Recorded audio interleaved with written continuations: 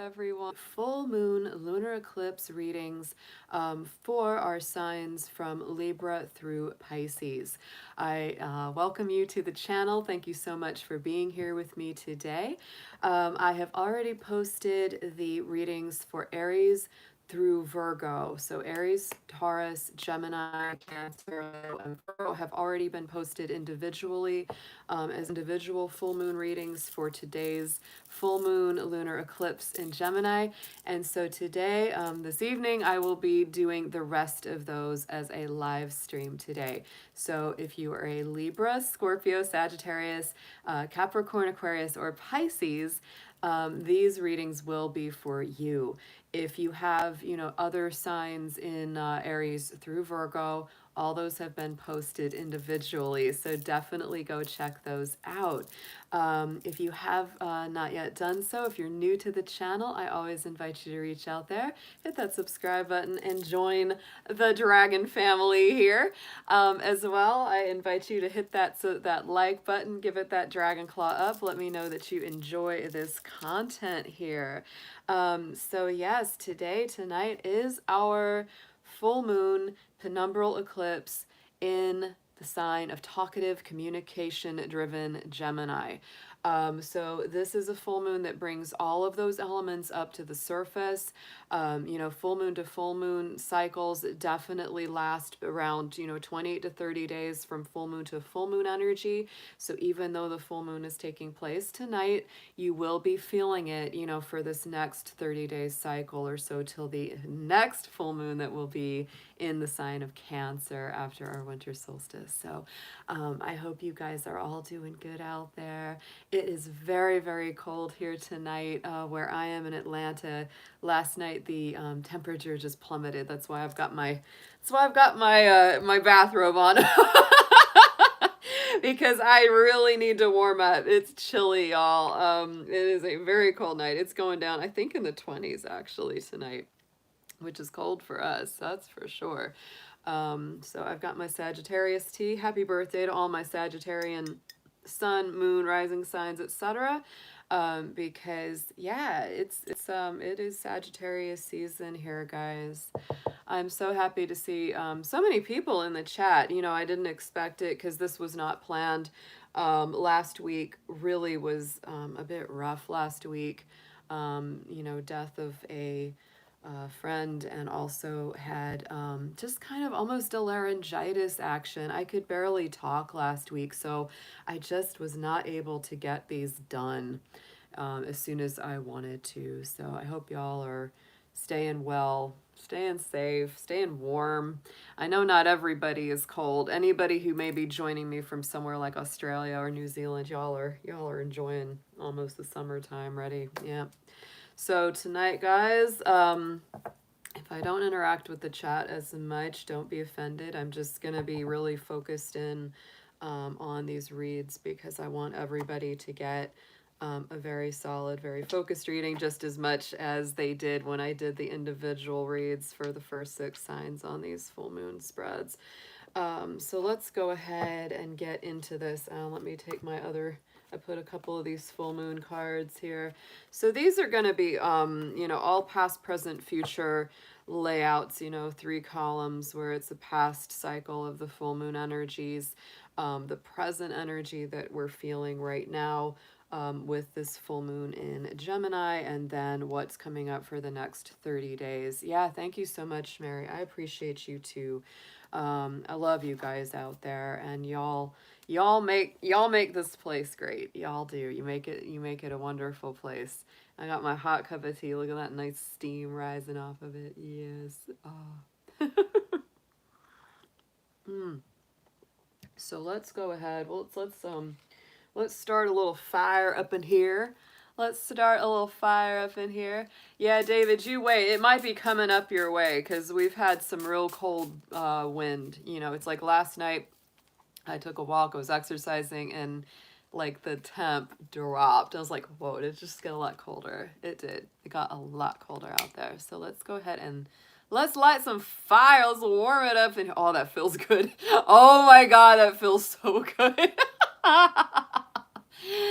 Oh, dragon likes a fire. Oh, I love a fire. Oh my gosh. Yes, yes. Oh my goodness. Look at this. Oh, if y'all can feel that, I'm sending you some good sage, not sage, but sweetgrass smoke vibes out your way. Absolutely. Let's clear and get ready to welcome this full moon energy in. I'm so excited about it.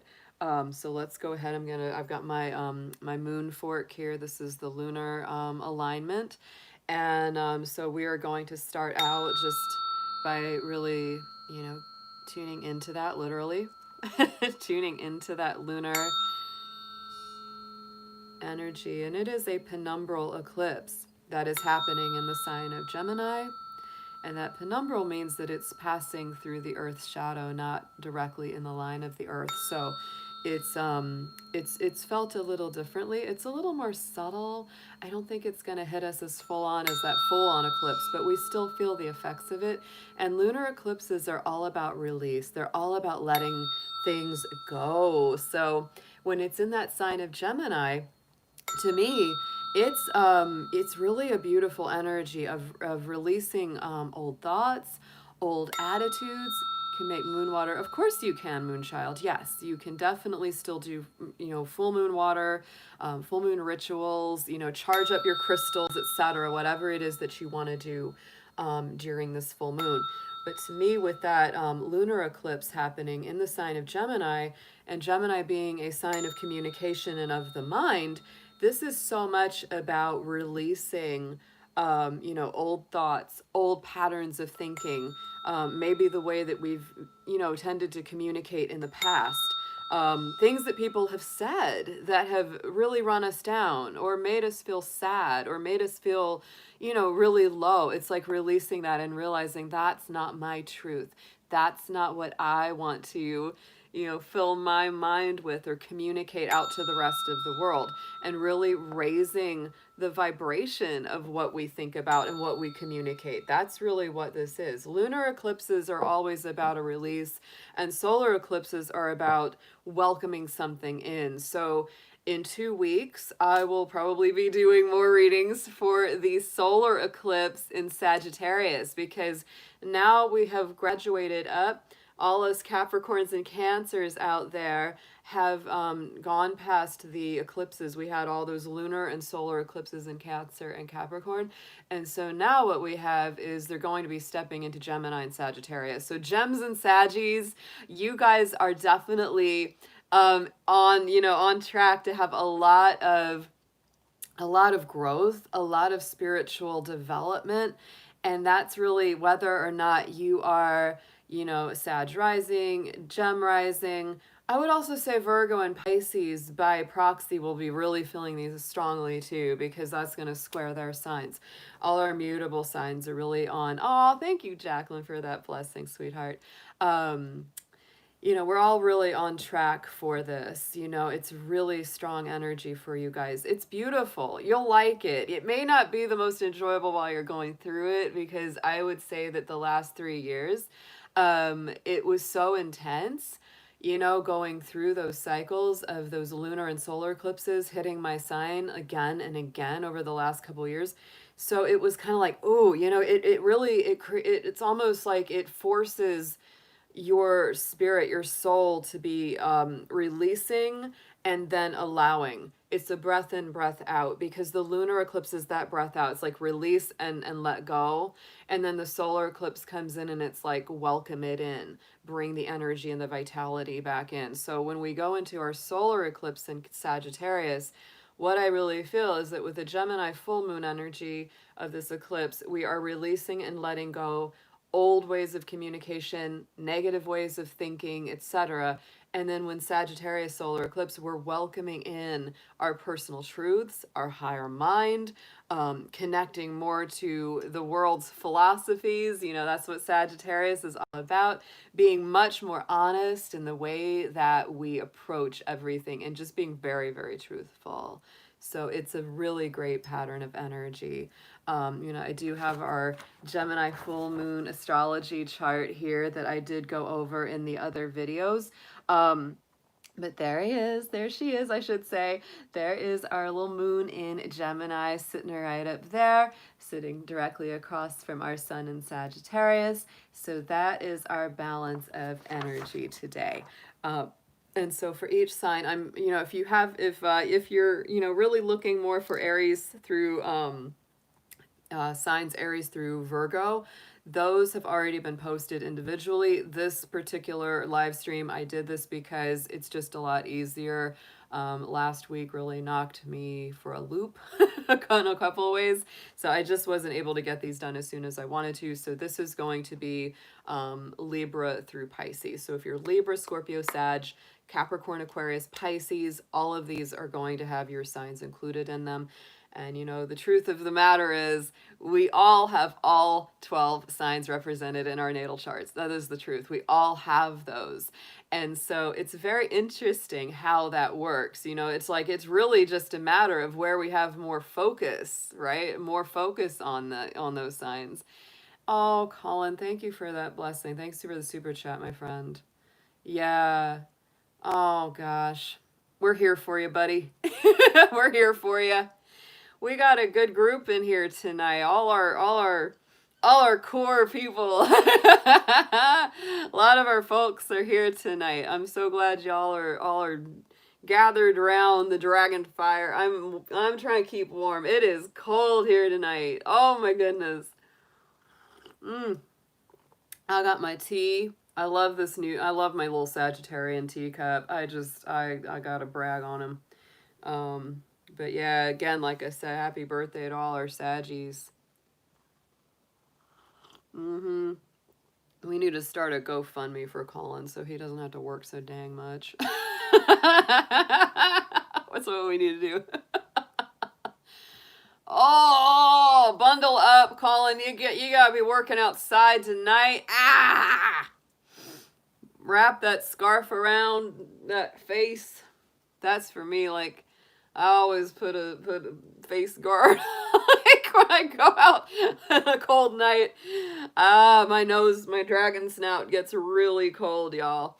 All right, so we're gonna go ahead and get into these readings for you guys, and we're just gonna start in. And I just want to say hello to all my folks before I get started. So Krista, Moonchild, Bear, Colin, I saw GD, there's Yuyi, David, all these folks. Thanks so much for coming out on a cold night. Mary, yay, she's in the house. Nancy's in the house. Oh my goodness.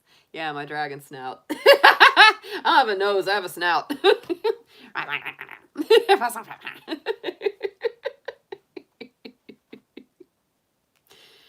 Oh, dragon food is snout snappies. Snout snappies. The dragon likes to snap. Give to dragon. Yep, dragon squad assemble. We all breathe fire here. We all breathe fire. Oh, OGD, yes. I do. I make dragon sounds. I do have a dragon voice. It is very silly. I usually reserve that for people that have gotten to know me a little bit better. So I don't scare them away. Oh yeah, fellow Capricorn. Well, Capricorn, we are doing the Capricorn reading tonight, so I'm very excited about that. Yeah, GD, the weather's been crazy. Oh, Mary, she wants to hear my dragon voice. Oh my God, you're so funny. You give to dragon. Give to dragon now. If you do not give hoard to dragon, dragon does not work for you.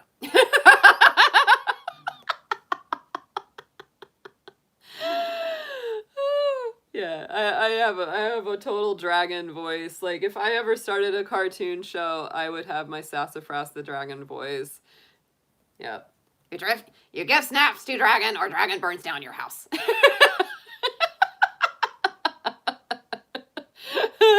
Do not attempt to mess with dragon. You guys are too much. You get me. You're bringing me out of my shell.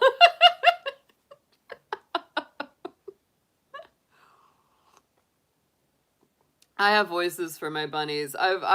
You know, I love animation. That was something that people have sometimes said. They were like, you should be a voice actor for cartoons because, like, when I see something, like if I see a picture of something, it's like, I just know, I'm like, I know what its voice would be.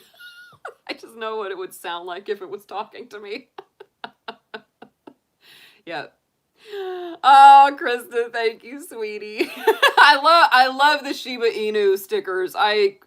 Those dogs are so darn cute, and they're just really cute. They're so adorable. It's gonna be a troll call. We all just start making noises. That's it, Moonchild. Yeah, last night was wild.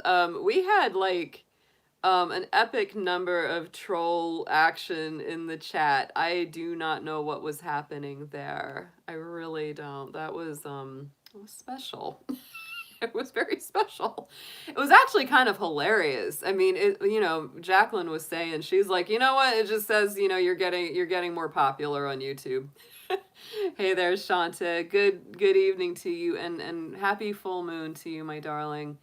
Yeah, trolls are good luck because they tell you that it's like they're annoying, but also kind of hilarious. Like, I actually think they're pretty funny because I like to mess with them.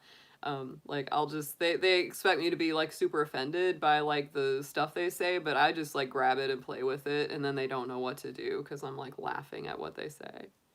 Yeah, I got a tortoise shell. My little tortoise shell bunny. Yep. So, trolls, they're fine. They're totally fine. It just means that YouTube is putting my video out in the algorithm and recommending it more. That's what that means. And that's a good thing. So it's fine. It's fine. Yeah. Well, see, GD, she just said, not sure if we're closing cycles or starting new ones. We're doing both. We're doing a lot of both because, that's really the way astrology works, right? That's the way astrology and energetic patterns work. There's that breath in, breath out, and when one cycle comes to an end, that just means a new one is beginning. It doesn't, it's great. It's the world card. The world card in the tarot really sums that up. It's Saturn energy is the world card. And so it really is about, it's like one thing comes full circle, the next thing opens up. It's like we step through another portal of development, another plane of existence comes into view. So let's go ahead and start, guys. Let's go ahead and get into these. I'm going to start out with our Libras. So, like I said, if you are an Aries through Virgo, I have posted all of those full moon readings individually. And so, if you want to see those, absolutely. If you want to check out of here and go watch those, they are already up. You can watch them anytime. So this will be going for the next 6 signs, Libra through Pisces. So we're going to start with our Libra sign. We're going to get into your full moon reading here, Libra. This is going to be for our past, present, and future lunar energies. So this is going to look at this past 30-day cycle from the Taurus full moon that was a blue moon, the present energy of the Gemini full moon lunar eclipse tonight, and then going out 30 days, into the future. So, Libra, this is actually a very positive full moon for you because Gemini is a fellow air sign. So I really do feel that you will get a lot out of that energy. It's not bad at all. It actually hits that 9th house vibration for you on the universal level. So I really do believe that this is opening up your mind and getting you to align with your truth, like with your real, true, personal direction, and what is, what's your spirit's truth, and speaking your truth. This is what this is all about for you, Libra. So let's go ahead and get into your cards. We're going to be doing some lunar oracle and some tarot to get the messages that are coming through and what you will be receiving for this particular lunar cycle, past, present, and future. Dear angels, ancestors, guardians, guides, let's see, Libra.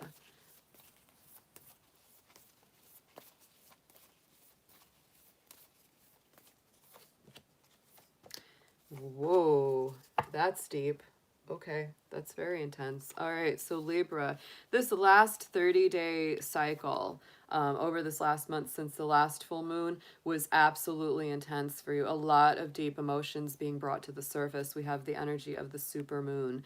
So that means emotions are running high. You would have felt like, you know, all your feelings, all your emotions were just right under the surface of your skin. Very, very intensely felt.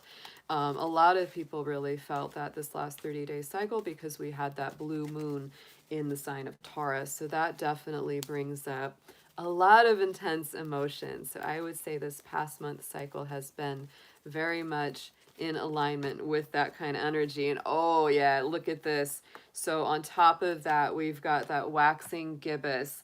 That's all about right before the full moon starts. So I would say, you know, it's like right before that full moon and right before this when you were really, really feeling that intensity, Libra. And that's very much what this, you know, what these emotional revelations were bringing. Those emotions and feelings and sensations coming to the surface were really bringing you into a lot of confrontation with old fears, old wounds, old things that had held you back, right? We see the cage, we see her being released from the cage. And so this was very powerful. This is a really good cycle for you, Libra, actually, because I really feel like you know, instead of ignoring what was bothering you, instead of trying to say, oh, it's not so bad, it's like, no, this is unavoidable. Look at that too. The number 11 is that fear card, right? So it's like, it's really all about how those relationships work for you and how they've worked for you. So it's like, not only did you come into understanding of your personal fears and things that you needed to grow past, but it also helps you in your path to, you know, spiritual relationships, spiritual oneness, and things like that. So right in the center, current energy of the Gemini lunar eclipse right now happening is the balsamic moon, a time for healing. So to me, like I said, this is a very positive full moon for you. It is in an alignment of an air sign with air sign, Libra. So to me, this is very good for you. This brings about, you know, some healing for your mind, some healing for, you know, your psyche to feel like, okay, I've gone through quite a cycle. Now I'm stepping into a place where I can really just release and let go and heal this energy, because Gemini full moon, lunar eclipse is about release. It's about old thoughts, old worries, old feelings. Amazing. And walking the path. Look at that, Libra, sitting on top of that time for healing. Like I said, you know, when one door closes, another one opens.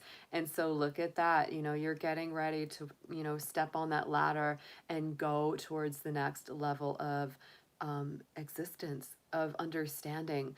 You know, that ladder, it's like, there it is, truly walking the path, truly walking the path. Absolutely beautiful. It's like, it's one thing to just, you know, it's that, it reminds me of the Matrix when he says, you know, there's a difference between knowing the path and walking the path, right? So that's really what it is. It's, you know, it's like you've known the path, but now you're walking the path. Ooh. So next 30-day cycle, once this full moon is complete, this following 30 days, building up to the next full moon, here's what you're bringing up. Here we go. New moon in Scorpio, working through your fears. So again, you had that fear card on that other cycle. Scorpio new moon energy is coming through yet again. So it's like any kind of residual, you know, anxieties, stresses, worries that you may feel that you have or have had to be dealing with. You know, Scorpio is a deeply psychological sign. It's a deeply emotional sign that really gets, I mean, down to the deepest levels of who we are. It's not surface level. So this, to me, it's like you might have started with some of the healing some of those issues.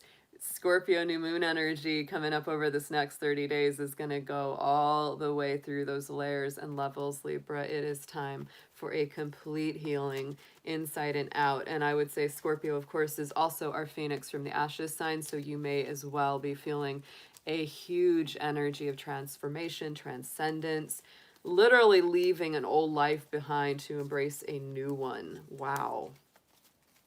This is a good read, Libra.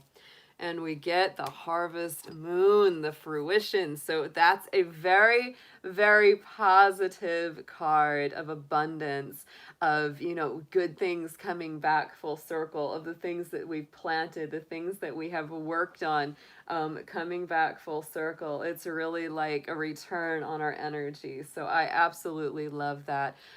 You know, Libra, whatever energy you put into your psychological and emotional healing and development for this lunar cycle, oh, it's going to be very nice. It's going to work out so well. So let's get into some tarot for you. Let's just deepen these messages. Same trajectory, past, present, and future in these columns. So we're just working with these lunar cycles, and it's, you know, it's full moon to full moon. So it's about a 28 to 30 day cycle between each full moon. So let's see what we have for Libra in the tarot.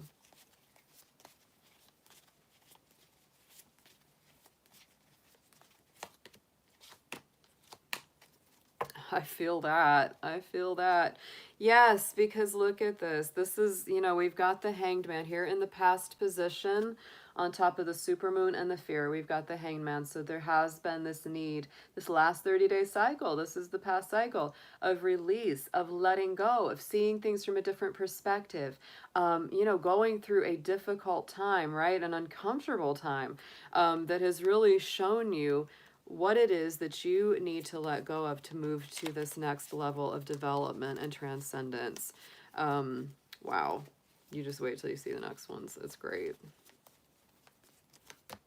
And oh, yeah. Oh my goodness. I mean, this couldn't get more perfect. Clarifying the Hanged Man is the moon card. So to me, Pisces energy, right? The moon is ruled by Pisces. The Hanged Man is ruled by Neptune, which is the planetary ruler of Pisces. So absolutely, Libra, this past lunar cycle, that blue moon cycle, was no joke for you.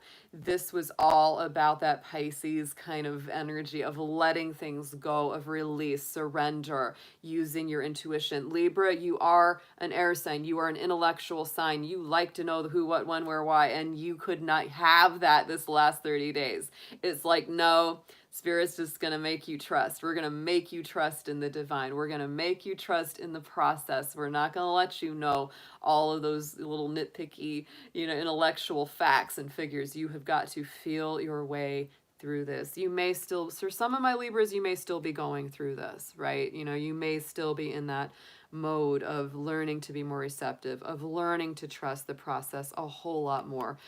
Here in the present energy of our full moon in Gemini tonight, on top of the healing and the path, we have the 10 of Swords. So Libra, this is the end of a very, very challenging cycle coming to fruition. The 10, of course, is an air sign energy, the swords are, and so the 10 is the completion. And to me, that is the ultimate, you know, like we talked about, fears, anxieties, worries, the mind just going round and round and round, very, you know, just full of anguish, right? Full of frustration. That 10 of Swords is the cycle ending, right? This particular full moon, I feel, is very healing. It gets you not only back on the right track, but it helps you to walk the path that you already knew was right for you deep in your soul. Look at this. Oh, Libra, the sun coming out on top of that 10 of Swords. So we cannot get any better than that. Oh my goodness, the sun is returning. Life force, vitality, feeling good, feeling optimistic again after this very, very difficult cycle. That is so beautiful. Going into this future cycle coming up, you know, this 30 days after this full moon tonight, on top of the Scorpio new moon and the harvest card, we have the 6 of Cups. So again, this is a beautiful return of energy. It's money times reconciliations, doing inner child work, healing family dynamics, and returning to a time of, you know, those memories, the sentimentalities when things were very sweet and very easy and very free-flowing. It's a beautiful card. Love the 6 of Cups. Again, it's very spiritual. And look at that Page of Wands. Woo! Brand new energies coming through. I love that. It's an Aries energy around the Page of Wands. It's happier feelings, more joyful, more light. You know, just feeling like things are fun again, right? You know, to me, it's also a birth card, right? And for some people, of course, that can mean an actual birth, but for most of us, that's going to mean like you feel like a kid again, right? You just feel like, oh, you know, life is fun and I can just, you know, enjoy things again. And so to me, with that, with the Six of Cups, it's like it's really bringing up connections that are, you know, that have a lot of promise, that can start anew. You know, I don't feel like this is icky, you know, some people, it's like we don't want a crappy ex. We don't want someone like that coming back into our life. To me, this is people coming back into your life that are good, that make you happier, or at least you feel like, you know what, we could work towards a happier time. To me, this Three of Swords on the bottom is absolutely about release and letting go of those difficulties. Yeah, and we have that Five of Pentacles too, that being left out in the cold feeling, right? So Libra, to me, this is really about leaving behind such a lot of, you know, sadder times, heavier times, feeling of isolation, feeling of disappointment. And I definitely see that, you know, going on that 30-day cycle, this past cycle. It was not easy for you. But you are clearing so much of that with this particular full moon. It's great. So let's get, I've got our Oracle of the Unicorns. I'm going to pull one of those for you for your affirmation.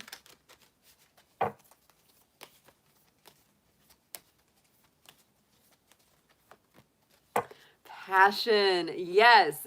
Fire, fire, fire. Absolutely. There is that fire energy with that sun and that Page of Wands. So do what excites you. Get fired up about your life. Increase your energy levels. That's what I feel is super coming through for you, Libra. This was a absolutely awesome reading. This was a great one for you. Oh my goodness. Off the chain. Don't be afraid, you know, don't be afraid of confronting those deeper fears or elements here, Libra. That is the big key, you know, being very, very emotionally honest up front, not being afraid to say, you know what, here's how I feel, and I'm not afraid to say so. So yeah, that is just gorgeous. I love that. All right, all right. Let's go ahead. I'm going to clear this a little bit, just, you know, use the tuning forks and get these cleared out real good for our next sign, which will be our Libra, our Scorpios. Yeah, Scorpio. Thank you for all those likes up, guys. Appreciate that. We're 10 and 10 right now. That's amazing. Yeah, that was great, wasn't it, Yugi? I love doing these. The full moon readings have always been a favorite of mine. They're just, you know, some readers do full moon readings, but a lot of them don't. And I'm like, y'all, these full moon cycles are for real. But then again, I've always loved the moon. I've always been really in tune with that. I've always really loved the lunar energy and how it feels and what it brings through. I do. I really like it. So let's go ahead and get all this charged up. Get ready for our Scorpios here.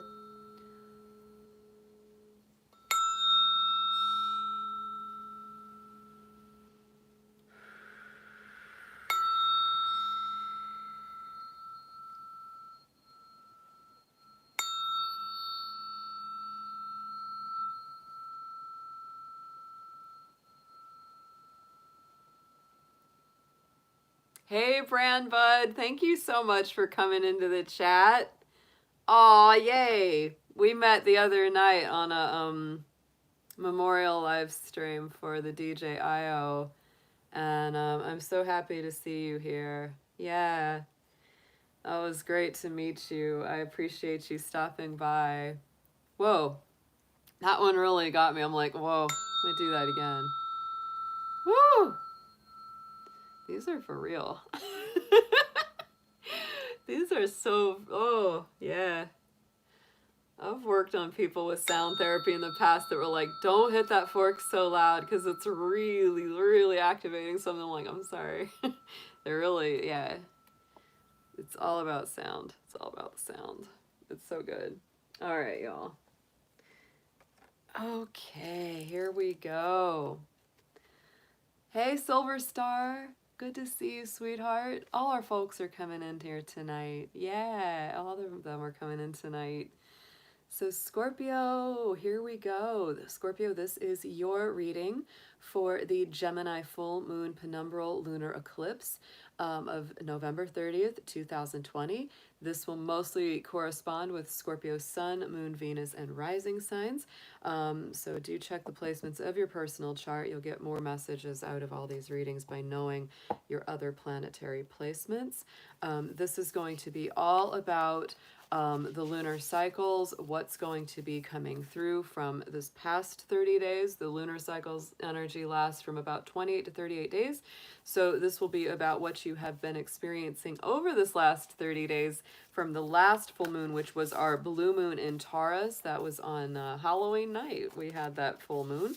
And then we will be looking at the current energy of the Gemini full moon for you this evening, and then getting into you know, what's coming up over this next 30 days as we build up to the next lunar eclipse. So astrologically, Scorpio, this full moon actually hits your own house universally. The full moon in Gemini will be inside of that 8th house. Actually, it's funny enough, but this full moon was you know, on the East Coast at least, brought us a Scorpio rising, interestingly enough. So this particular way this chart is lined up is appropriate for you. So that means, you know, that full moon, there it is in Gemini, would be in the 8th house universally for you. And that 8th house is the Scorpio house. You are the 8th sign. So the 8th house is the Scorpio house. So I would say that this is, it's an interesting alignment because, you know, Gemini is really a weird sign for you, Scorpio. It's an air sign. It's very light. It's very, you know, and you are not very light and very high. You know, you are deep. You go in deep below the surface, where Gemini tends to dance upon the surface, right? So to me, it's an interesting combination of both very light, communicative energies and, you know, but it's also playing out in that house that is very deep and very inward looking. So it's an interesting energy for you, Scorpio, with this particular full moon. I think that there may be lots of lighter communication, but it has the potential to be very healing, very transformational, and of course, very deep for you. So let's get into it. We're going to be using some lunar decks and some tarot for a past, present, future layout for these lunar energies. Dear angels, divine beings of light, ancestors, guardians, let's see what you have for this full moon lunar eclipse of Gemini for our Scorpios out there. Thank you so much.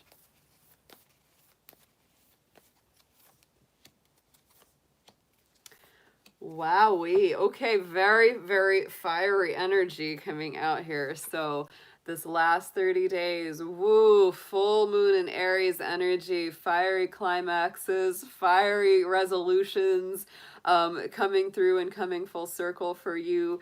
I would say that it definitely might have been some arguments, there might have been some fights, there might have been some real aggressive energy, because that is definitely the realm of Aries.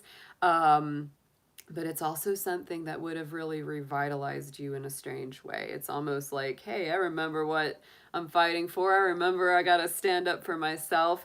And I would say also that Aries energy is about healthy self-love, right? It's about valuing who we are and many times putting ourselves first, because that is what Aries does. It's, you know, it puts itself first.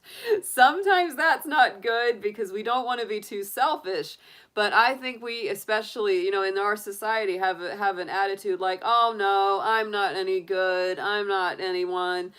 And this is really about loving yourself, not from a place of arrogance or ego, but from a place of having pride in your work, having pride in what you've accomplished, and using that to feel better about yourself. So let's get a clarifier. We're using the Queen of the Moon Oracle as well. So let's clarify this full moon in Aries energy.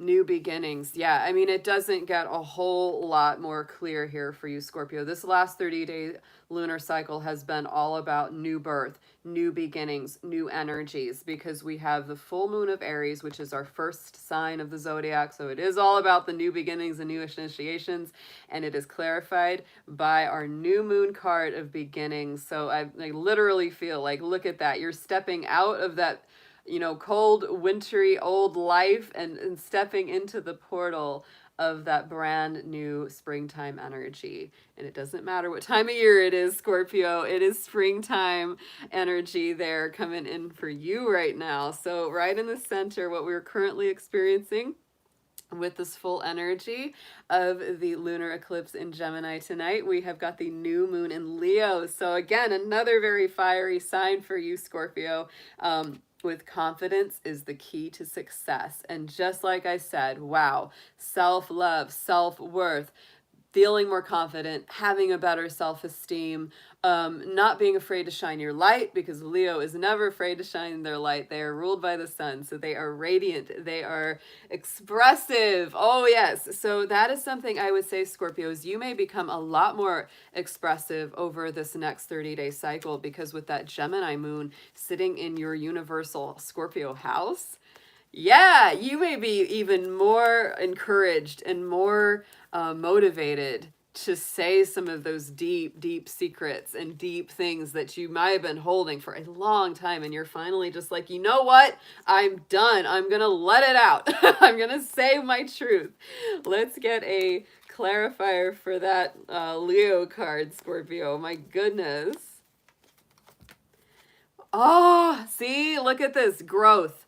I love this. Oh my gosh. So we had the clarifier in the past was beginnings, and then we're growing, right? Here we go. It's like really the progression. So it's like your confidence is growing, the waxing crescent, right? It's like it's building, it's getting stronger, it's going forward, and you are feeling better and better about yourself the more you continue. Oh, beautiful. All right. So in the near future, over this next 30-day cycle, you know, after this full moon tonight, look at that full moon straight up, surrender to the divine. And so Scorpio, it really is about go with the flow, open up to the divine process. Don't second guess it. Whatever is coming for you over this next 30-day lunar cycle is truly meant to be. And so it's like if something is leaving your life, don't try to hang on. Just be like, you know what? It might hurt. It might be hard, but I'm going to surrender this. I'm going to let it go. And so, yeah, it's building up to that next full moon. These full moon cycles are strong for you. I'm going to sneeze. Woo! Okay. See? When I get really excited, a lot of times I end up sneezing. We're kicking up the dust, Scorpio. Oh my goodness. Let's see what we've got clarifying this. Gratitude. And to me, oh my goodness, that is absolutely the truth, because this is, to me, it's like anything that's coming into your life or going out of your life, it's like this, having this exception of like gratitude. It's like, I'm grateful to this cycle. I'm grateful to the universe for either getting me through this really difficult time or bringing me to a better place, for bringing better people and situations into my life. So let's get some tarot on this for you, Scorpio. Using the vice versa deck tonight, clarified with the Light Seers Tarot. So let's see what we have as some deeper messages. Same deal, past, present, future around these lunar cycles for our Scorpios, please, Spirit.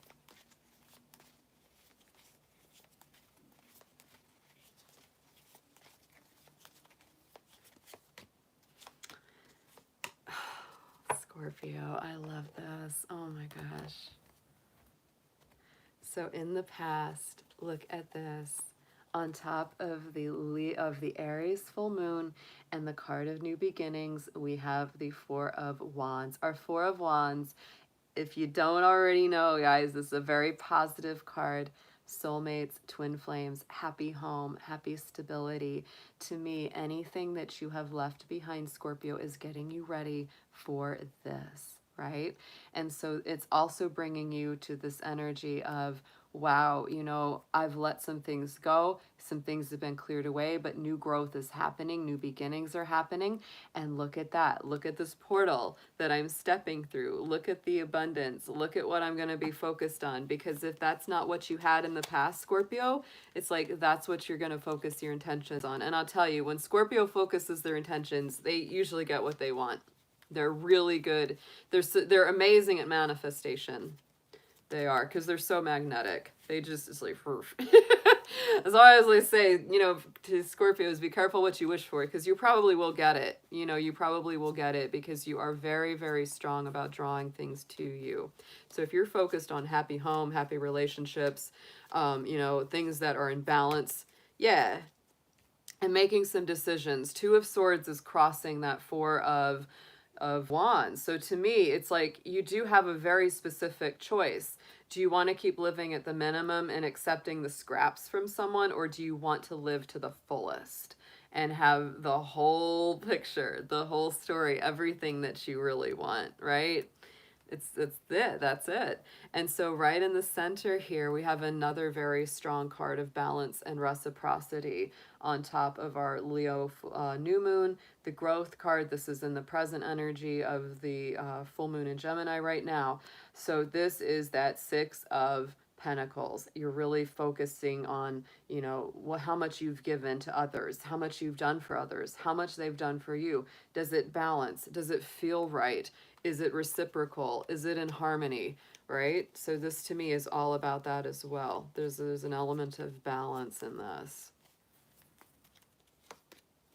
And we've got the Wheel of Fortune. So I do feel, I mean, look at that. You're moving forward to a better picture, a better awareness, coming out of a lot of stagnation as well, Scorpio, because the Wheel of Fortune is all about that Jupiter energy.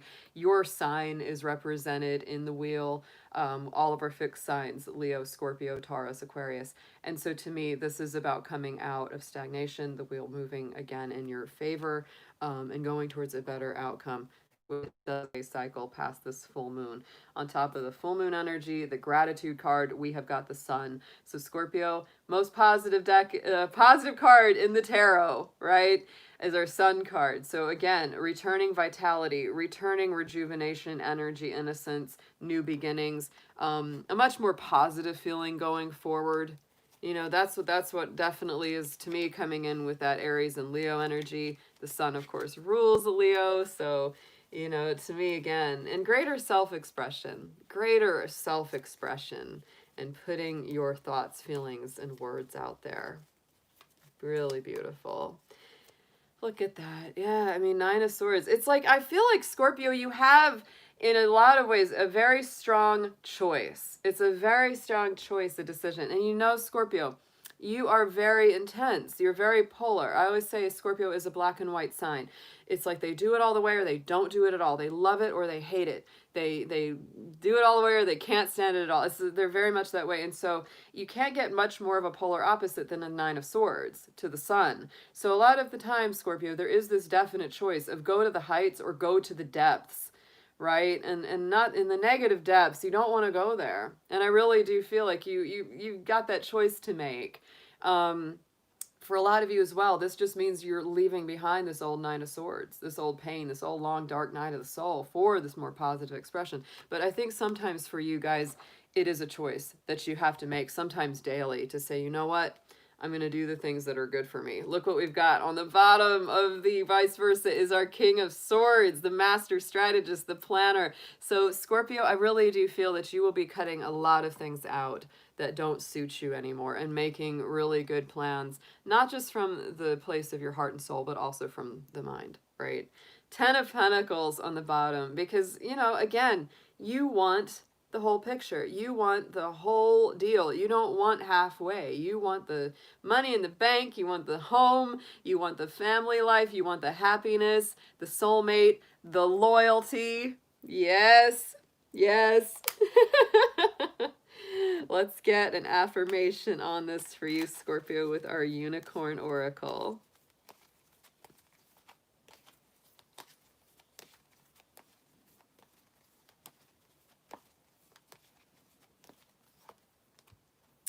Imagination, Look at that. Envision a new reality. Give yourself permission to dream and believe in unlimited possibilities. Scorpio, to me, it's like you are only limited by the scope of what you believe is possible. So this is really saying, it's encouraging you to just, dream bigger, dream higher, go stronger. There's nothing wrong with that. What a beautiful read for you. This was gorgeous. Yeah. Big choices, Scorpio. Big choices. Big decisions here. You really, you got them. You got them in your world right now. It's time to choose the new growth, the new birth, the new beginnings. Letting go of anything that just doesn't vibe with your energy and where you want to be and where you want to keep going. That's what it is. Wow, y'all. We're only 2 in and this is already like amazing. All right. Let's clear just a little bit. Let's do a little bit of clearing. I like to do this in betweens. In betweens our readings, we like to do a little clearance.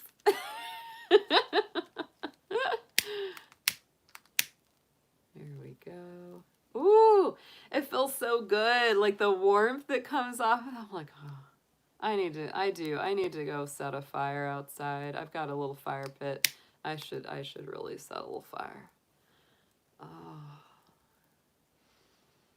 All right, guys. That was great. All right. Next up, Sagittarius. Our Sagittarius in the house. I don't see Fry King here tonight, but he is a Sagittarius, so hope he's out there. Hope he's doing good. But our Sagittarian folks, so this is a very, Sagittarius, this is your reading for the full moon lunar eclipse in Gemini 2020 that happens tonight on November 30th. This is a very powerful full moon for you, Sagittarius, because this particular full moon will be highlighting your universal relationship house. It's the 7th house. So it is all about your personal relationships, your one-on-one dynamics with other people. So I would absolutely say that over this next 30 days, from this full moon, you're going to be, working through a lot of that. And because the lunar eclipses have a lot to do with release and letting things go, I would say that, there could be friendships, there could be relationships, or even working relationships that either end or change or transition in some way, because they're just not meant for you going forward. So let's see what we're going to get for you here, Sagittarius. We're doing a past, present, future layout. So, our moon cycles go from about 28 to 30 days each. So we're going to look at the past energy of what came through with this last full moon that was our Taurus full moon. It was a blue moon, our last cycle on Halloween. We're going to look at, the present energy of the full moon in Gemini, and then look into the next 30-day cycle of what that is bringing you. So dear angels, ancestors, guides, guardians, helpers, and healers, please be with our Sagittarians. And let's see what we have for them for this full moon lunar eclipse in Gemini 2020. Thank you so much, Spirit, for all of your help. I could not do it without you.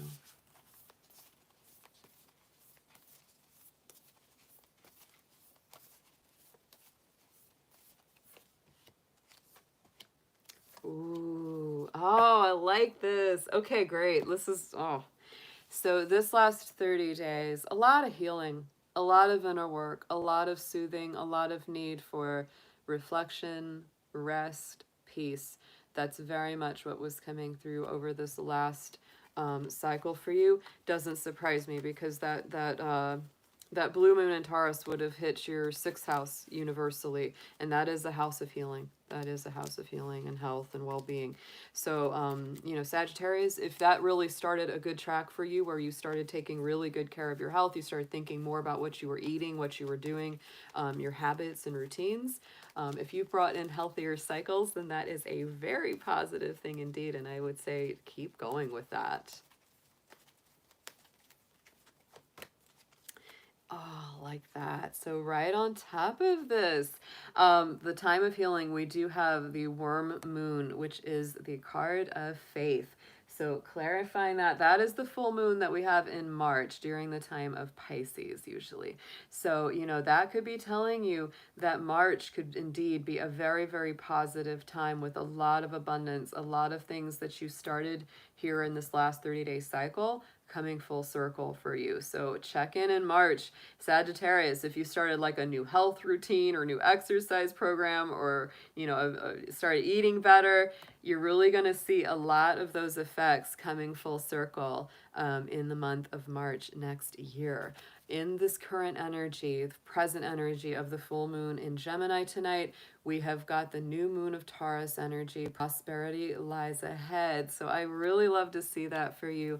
For some of you, because it's a new moon energy, that could be saying you could be starting a new business, starting a new job, thinking about a new project that you want to embark on, something that you want to do that could really have an abundant result of manifestation in the real world.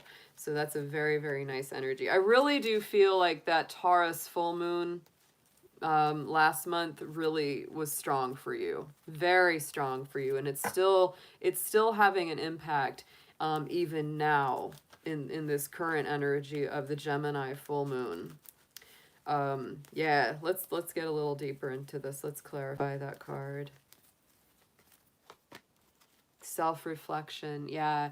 And Sagittarius, I also want to bring up that our solar eclipse is coming.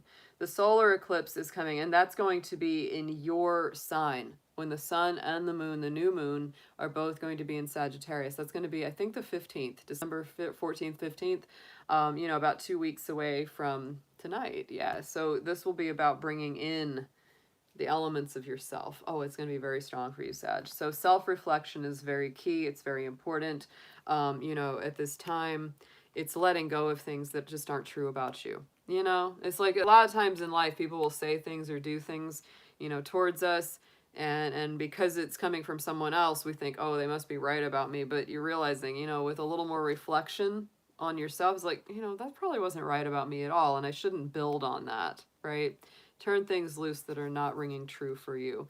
Going into the future, this next 30 days after this full moon tonight, is the luck is on your side card, Sagittarius. New moon in your own sign. There we go. So, you know, Sag, luck, I think, is always on your side. You are a lucky sign, blessed by the ruler of Jupiter. And so, you know, we've got 2 new moon cards in this spread for you so far. And to me, that's all about new beginnings. And it's really saying that, you know, whatever projects, whatever ventures you start on, especially when it comes to work, career, you know, increasing your prosperity, the luck is on your side. You know, the energies are looking good for you. And we are in your time. So happy birthday to all my Sagittarians. So let's get a clarifier on that card too. And look at that. See, new beginnings. Like I said, it's new beginnings and it's lucky beginnings. We have the dark moon, the void. That's what's coming up. I love this because it's like new moon, you know, and that's what's coming up is the new moon in your own sign. New moon in Sagittarius is 2 weeks away. So put those intentions out there, Sagittarius. Start manifesting them or start working on what you want to manifest and be very, very clear and very direct with spirit and the universe. And, you know, anybody in your, you know, real world manifest 3D circle that can help you to achieve those dreams, because they are, it's like the time is right. The energy is right for it. So let's get some tarot on this for you, my Sagittarians. These are going to be in the same line, past, present, future, around these lunar cycles.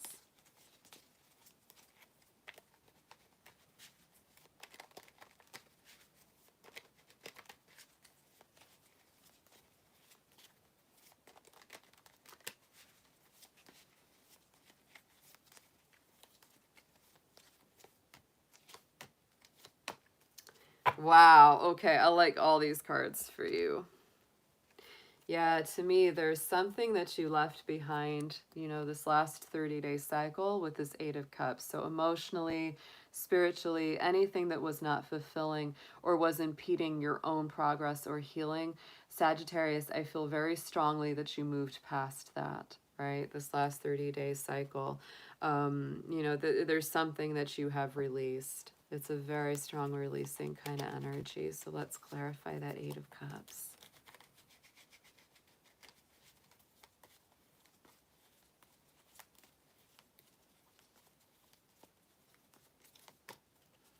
Look at that. Now we've got this Empress here, and you know, there's a very interesting connection to the artwork in these cards, that Earth Mother, right? I feel very strongly about that connection. I never ignore the synchronicities, especially in the artwork. Look at that, right? So my feeling is that Sagittarius, this last 30-day cycle, this last lunar full moon, is that we really came. You left some things behind because you were like, no, I have bigger things to work on. I have projects, dreams to fulfill, things to manifest, because that Empress card is about birthing something new, you know, making way for a new manifestation. And it's a beautiful energy. It's very, very nice, strong, divine feminine. Right in the center, we are sitting in the energy of this full moon in Gemini. So here, you know, we've got the new moon in Taurus, self-reflection, and there is your own card coming out, Sagittarius, as our Temperance card. So to me, this tells me that yes, this full moon is very important for you. It does put you back into your power, right? It puts you seated back in your power. And it also reminds you, Sagittarius, that anything that has not you know, killed you has made you stronger. The things that have been challenging, the things that have, you know, just challenged every inch of you, have tested your resilience. You've definitely come through on a stronger level, and that's where you're, you know, what you're stepping into now as we go into this energy of this full moon in Gemini. So let's clarify that Temperance. It's also seeing what's really true for you, because Sagittarius energy is always what's true for us. It's always that ultimate truth that we're seeking. Seven of Wands, yes, and really standing strong in your power. To me, that is. I mean, this is really about, you know your higher mind, you know your higher worth, you know the truth of your soul and yourself, and you're not willing to come down off of that, you know, plateau for anyone, right? It's like really staying strong in your truth, sitting strong in your power.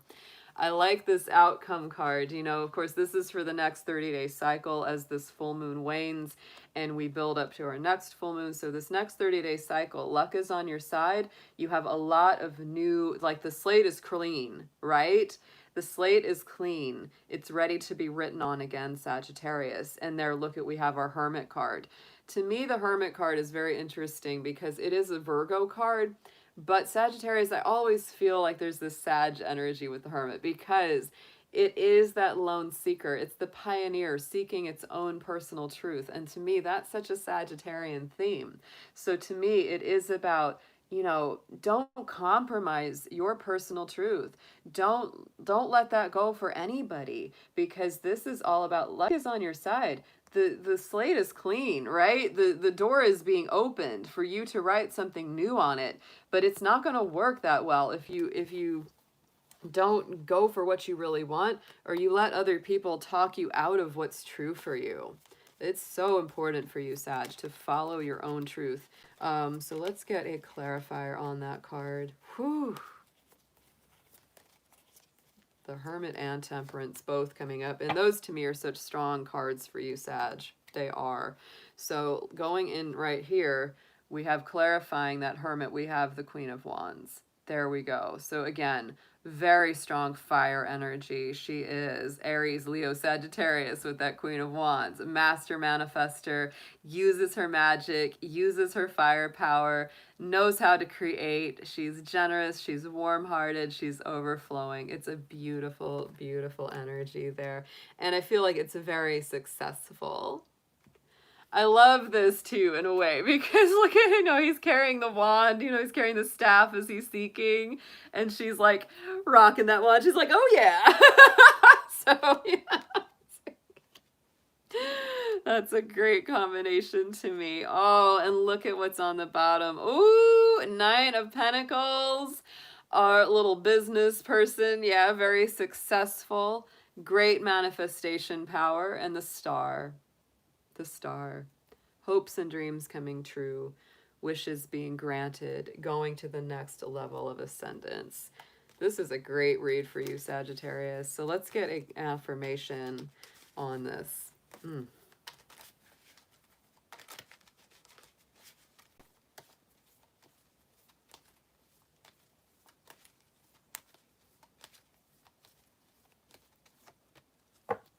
What did I say? This is miraculous kind of energy. Miracles is the card that came out. And have faith that your miracle is on its way. Your prayers have been answered. And surrender the how.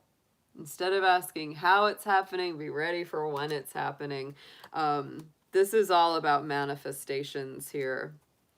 And as it relates to your personal relationships, I feel like, you're going for whatever rings true for you. Stay true to yourself in a big way, really big way with this.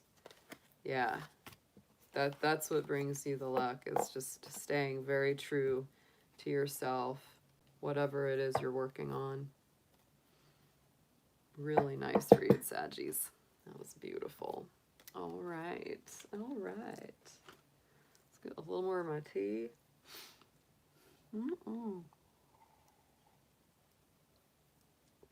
We're in our Capricorn time.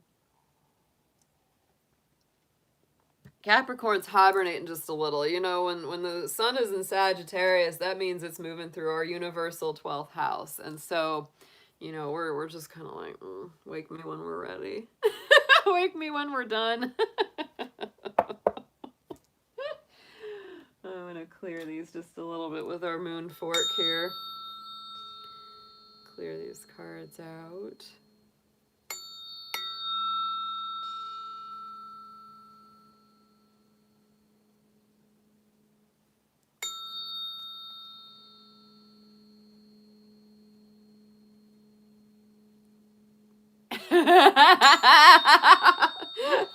Moonchild, I need to start a Capricorn school. Well, funny enough, I think a lot of Capricorns end up being teachers because it's in us. We're natural teachers. Capricorn is just like, and they're good. Like, a lot of times when I want to learn something or I need to understand something better, I'll call a Capricorn friend. I really will, because like they just know stuff. They just know stuff. Capricorns are wise little goats. Yeah. Yeah, like they generally know a lot. Especially, well, Capricorn tends to know a lot about a few subjects. Whereas, people like Gemini or Sag know a little bit about a lot of subjects, right? It's like Capricorns tend, and Scorpios the same darn way. We tend to focus in on one area of obsession and just like take it all the way. Take it too far. We have a hard time like not doing that. Yeah. Oh my goodness. All right, Capricorn. Capricorn, how are you doing, my beautiful goaties? This is your reading for our full moon lunar eclipse in the sign of Gemini 2020. This is a partial lunar eclipse, a penumbral lunar eclipse that's happening tonight, November 30th, and this is going to be all about the energies and influences that have come to you over the last 30-day cycle, from our last full moon, which was our full moon in Taurus, which was also a blue moon. So, the lunar cycles last about 28 to 30 days, and so that's how we feel those energies. So we're going to do a past, present, future layout to show, what was coming in in this last month, this last 30 days around you, Capricorn. Present energy of what's hitting you right now with the full moon in Gemini, and what will be coming up for you in the future over this next 30-day cycle. Capricorn, that Gemini moon energy will be in the universal 6th house for you. So that is, where you will be feeling this. To me, this is a month of healing, very strongly. A month of healing conversations. I would say that a lot of your, conversations, communication are done with a very strong focus on healing, on renewal, on well-being, and everybody getting what they need, because it's a Virgo energy. It's all about everybody getting what they need. And you may be thinking very strongly as well about organization. You might find yourself literally cleaning your house, organizing elements of your work and your life a whole lot more. That's what I would say would be the biggest things. And I also would say that, this could as well be a very positive 30-day cycle ahead for things like improving your habits, whether it's getting regular sleep, eating better, working out more, whatever it is that helps you to feel better and more aligned to your physical well-being, physical and emotional and spiritual. So let's see what we've got, Capricorn. Dear angels, ancestors, guardians, please come be with our Capricorns. Let's see what you've got for them coming through with these full moon cycles for this Gemini full moon lunar eclipse of 2020. Thank you so much for your help.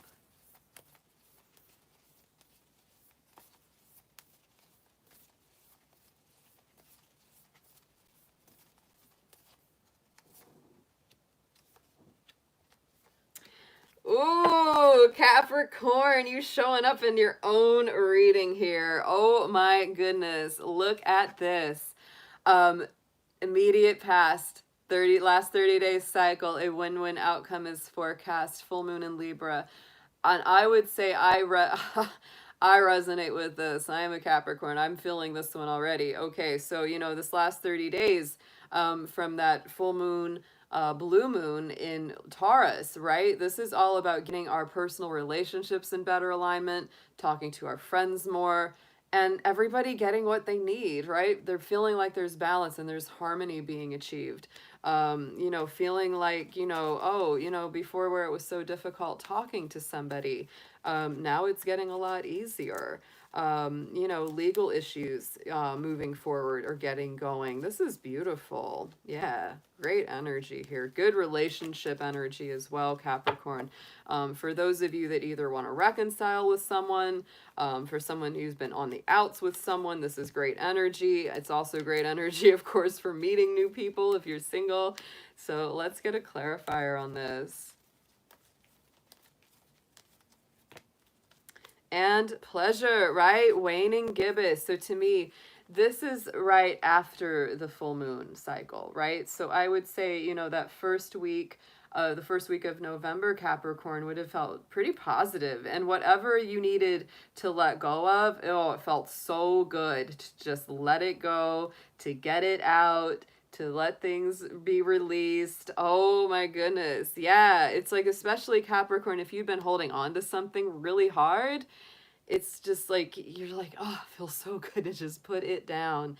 Right in the center energy, Capricorn, you are showing up big time in your own reading here, because look at this.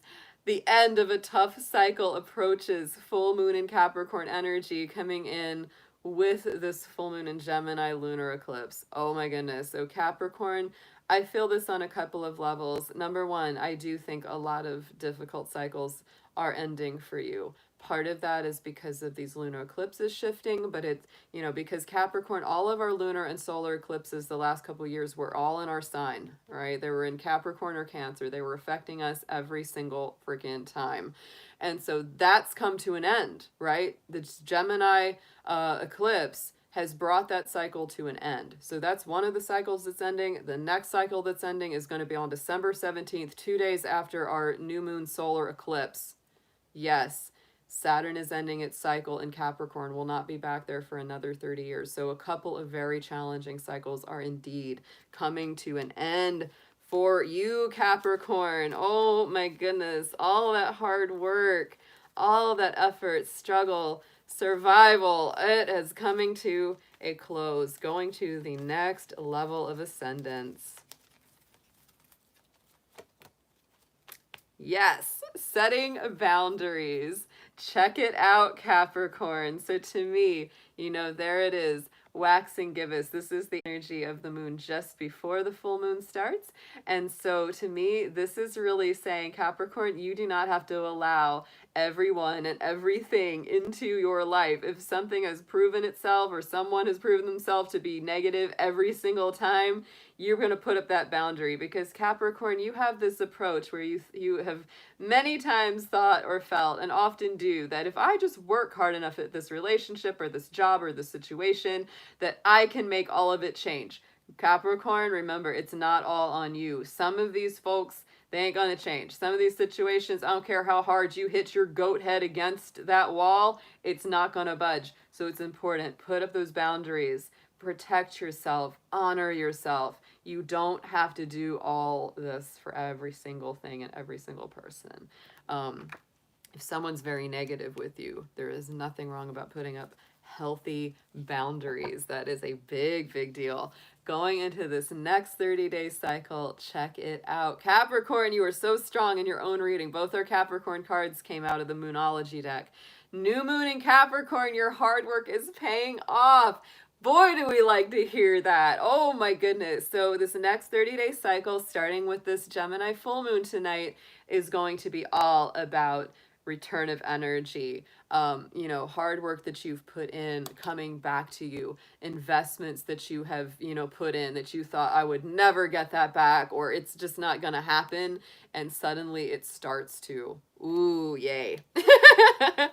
Yay, Capricorn. That is a wonderful energetic confirmation there.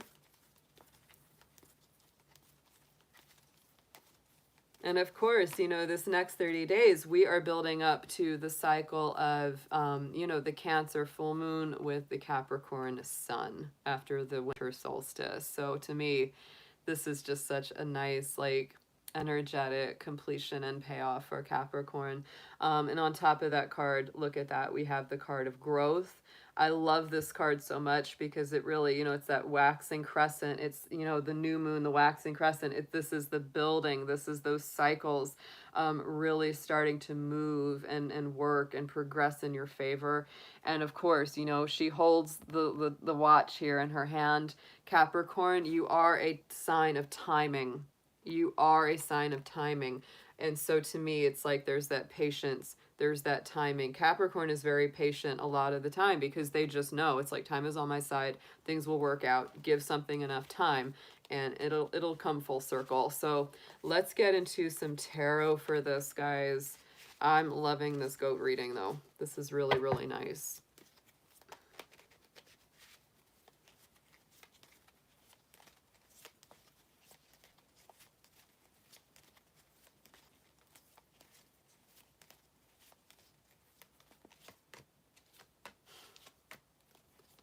Yep. Yep. So Capricorn, the immediate 30-day past cycle. Yes, I feel like there's been a much nicer collaborative effort going on here with this Three of Pentacles. And that could definitely have been or is playing out in your personal relationships where there's more give and take. There's more equal effort. It's not just you sitting there going, well, how will we make this work? How will we create this plan? How are we going to get it moving? It's they're saying it to you too. And it makes you feel so much better because you're like, oh, finally, I thought I was the only one working on this darn project. I thought I was alone over here, but no, they're helping me out. How about that? So that's very much a part of what's been going on for you too.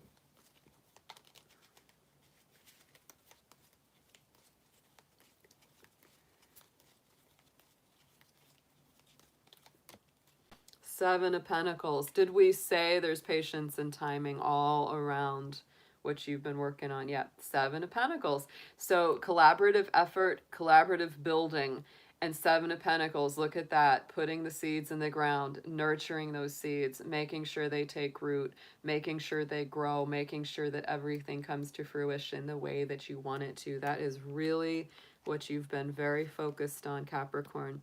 Capricorn always, you know, like we always are building something. They're always putting plans out there, always putting in for the future because we know that it will yield a result. It will bring us something good in the future. So right here in the present energy, where the end of the hard cycles are ending, you're putting your boundaries up, and check out that King of Wands. So Capricorn, this is super fiery energy, Aries, Leo, Sag. This is going out and getting what you want. He's sort of like the Emperor, right? Little minor arcana Emperor. So it's very much about, you know, again, knowing your self-worth, not being afraid, being very courageous and confident, and very dynamic, very full of vitality and energy, and saying, you know what, I want what I want. I've been working hard for what I want. I'm not going to compromise.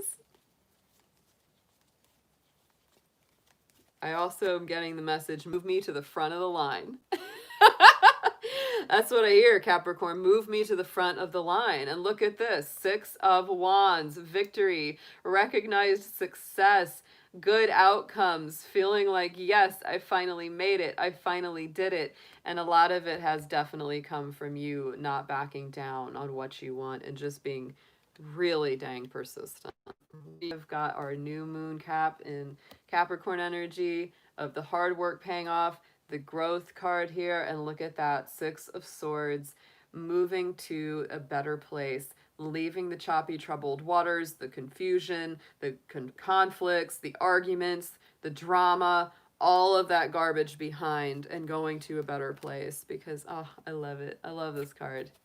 There we are, making that mental and emotional decision to head on over to Paradise Island, where you know things are so much better. Yes, yes. I really do feel like with the boundaries card and that Six of Swords, Capricorn, you're really choosing to put those good boundaries up and to leave behind, you know, situations and people that are just nothing but drama and chaos for you. Like you might have been in a place for a long time where you thought, oh, I can fix this. I can make the chaos better. I can calm it all down. And you just, it kept not working, kept not working. It's not your fault. You can't fix folks, Capricorn. I know you think you can. I'm preaching to the choir here. We think we can, but it's not, it's just not the way it is. They got to work on themselves. We got to work on ourselves. Yes. And Two of Pentacles. So to me, this is about balance. One day at a time, joy in the journey. Enjoy the process, Capricorn. Enjoy the process of getting there. It's not a bad thing at all. On the bottom, oh yeah, see, to me, it's like things are speeding up a lot. There may be still, you know, periods of time where you feel like it's hurry up and wait, but overall, things are moving forward a lot faster than they have in the past. That Eight of Wands is all about forward movement, better communication coming through. And yeah, Eight of Pentacles, work it. I know you're going to work it. I know you're going to do this already, but we had the Seven of Pentacles, now we got the Eight. So it's one day at a time. Putting the effort in, Capricorn, because you are building the empire. That's always what Capricorn is doing, is building the empire. So this is a beautiful read. It is. This is so nice. I love that both of the Capricorn cards came up in your own reading. We had not had any Capricorn cards show up in any of these other full moon readings except yours. So that to me is just absolute confirmation. So let's get an affirmation on this for our Capricorns, please.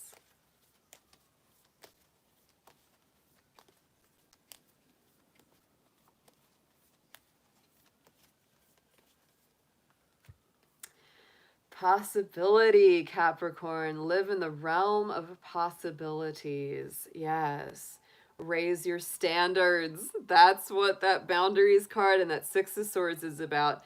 Elevate your expectations. You have unlimited potential. Capricorn, I think, you know, you many times, you really do believe in yourself, but this is asking you to take it to the next level. Don't stay down in a lower vibration. with people just because you think that's the best you can ever get. Like it can be so much better than you think. It really can. Wow. This is a great reading, guys. I hope you got something out of it. I know I did. I know I got something out of this one. That was great.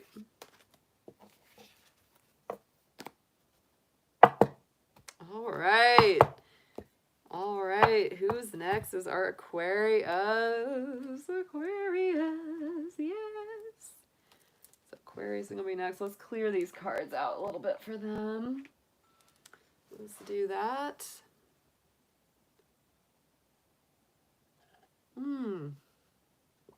I thought so too, Yu. That was a really nice one.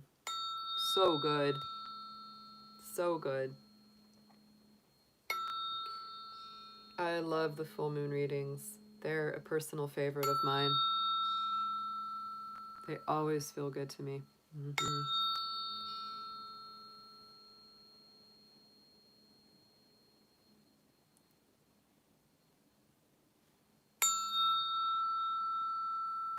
Well, Aquarius is already crazy, Veronica, so it's not hard for them to drive you crazy.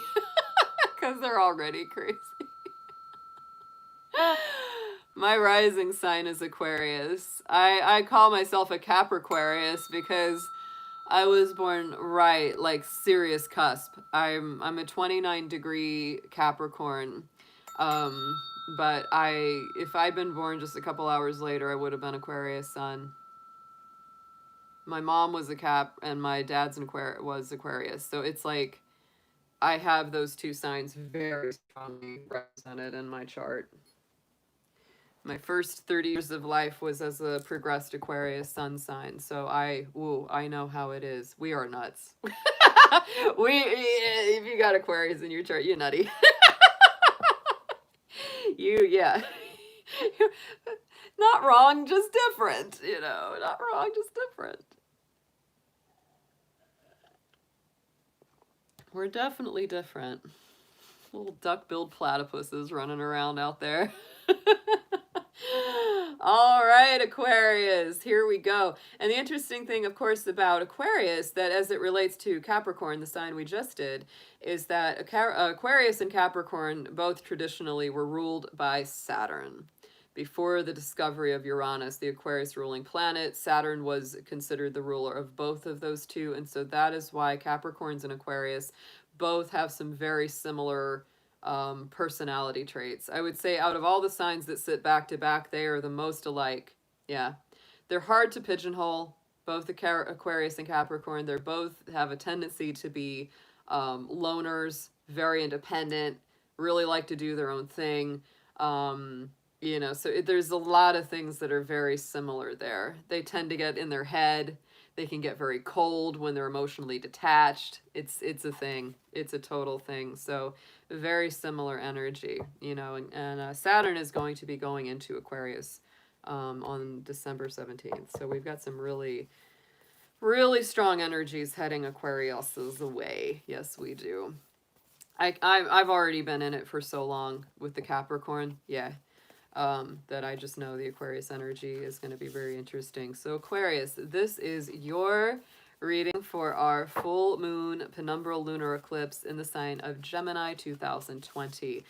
This is going to get into all of the past, present, future energies that come up along our moon cycles, and those moon cycle energies are primarily felt 28 to 38 days apart.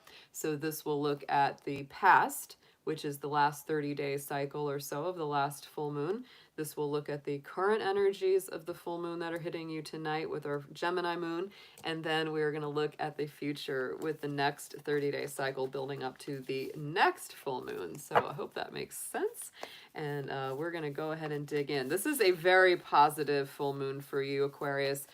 Gemini is a fellow air sign, so it's in a very positive alignment that's going to be vibrating in your universal 5th house of Leo. That is beautiful for self-acceptance, expression, creative expression, romantic expression, because Leo is all about that heart. So any areas of life where it requires you to be creatively or romantically open, it's going to be a very positive time for you. So let's go ahead and get into your cards. I will be using 2 lunar oracles and also 2 tarot decks to get these messages for you. Dear angels, divine beings of light, ancestors, past on loved ones, please be with our Aquarius as we do their full moon reading for our lunar eclipse in Gemini 2020 tonight. Thank you so much.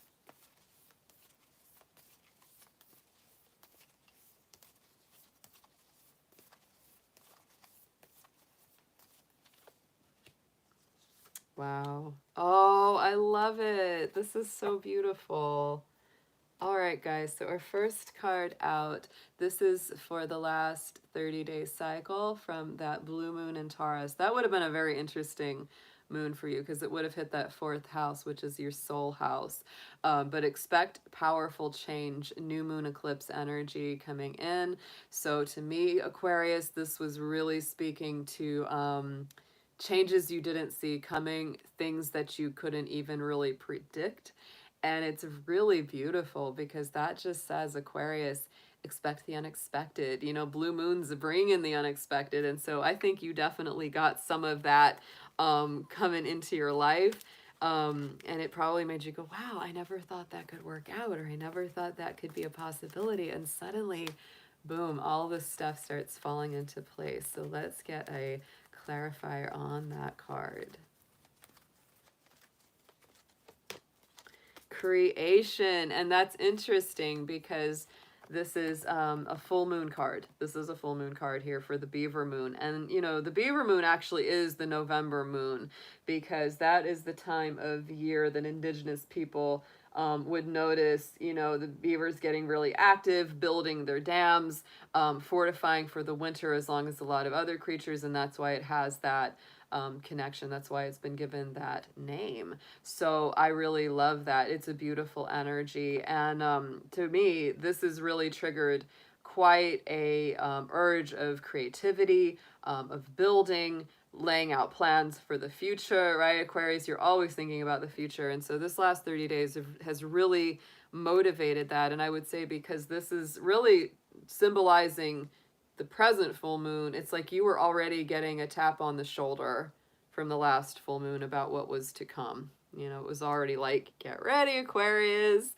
More of this building energy is coming. So sitting right in the center, look what we've got. You are coming out in your own reading here with the new moon in Aquarius energy. This is the current energy that we're sitting in right now.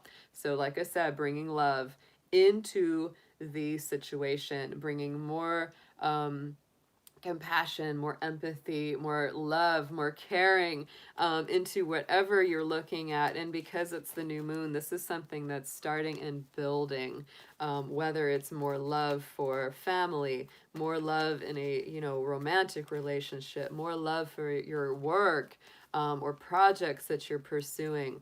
But when you bring your heart and soul into the situation, things just improve. They get so much better. Your heart energy is really being activated with this Gemini full moon. Nourishment. Oh, I love this. Yes. So Gemini, love on yourself, love on other people, love your projects, love your work. Feed into that, right? Do what really you know, provides that fertile ground for growth and for movement.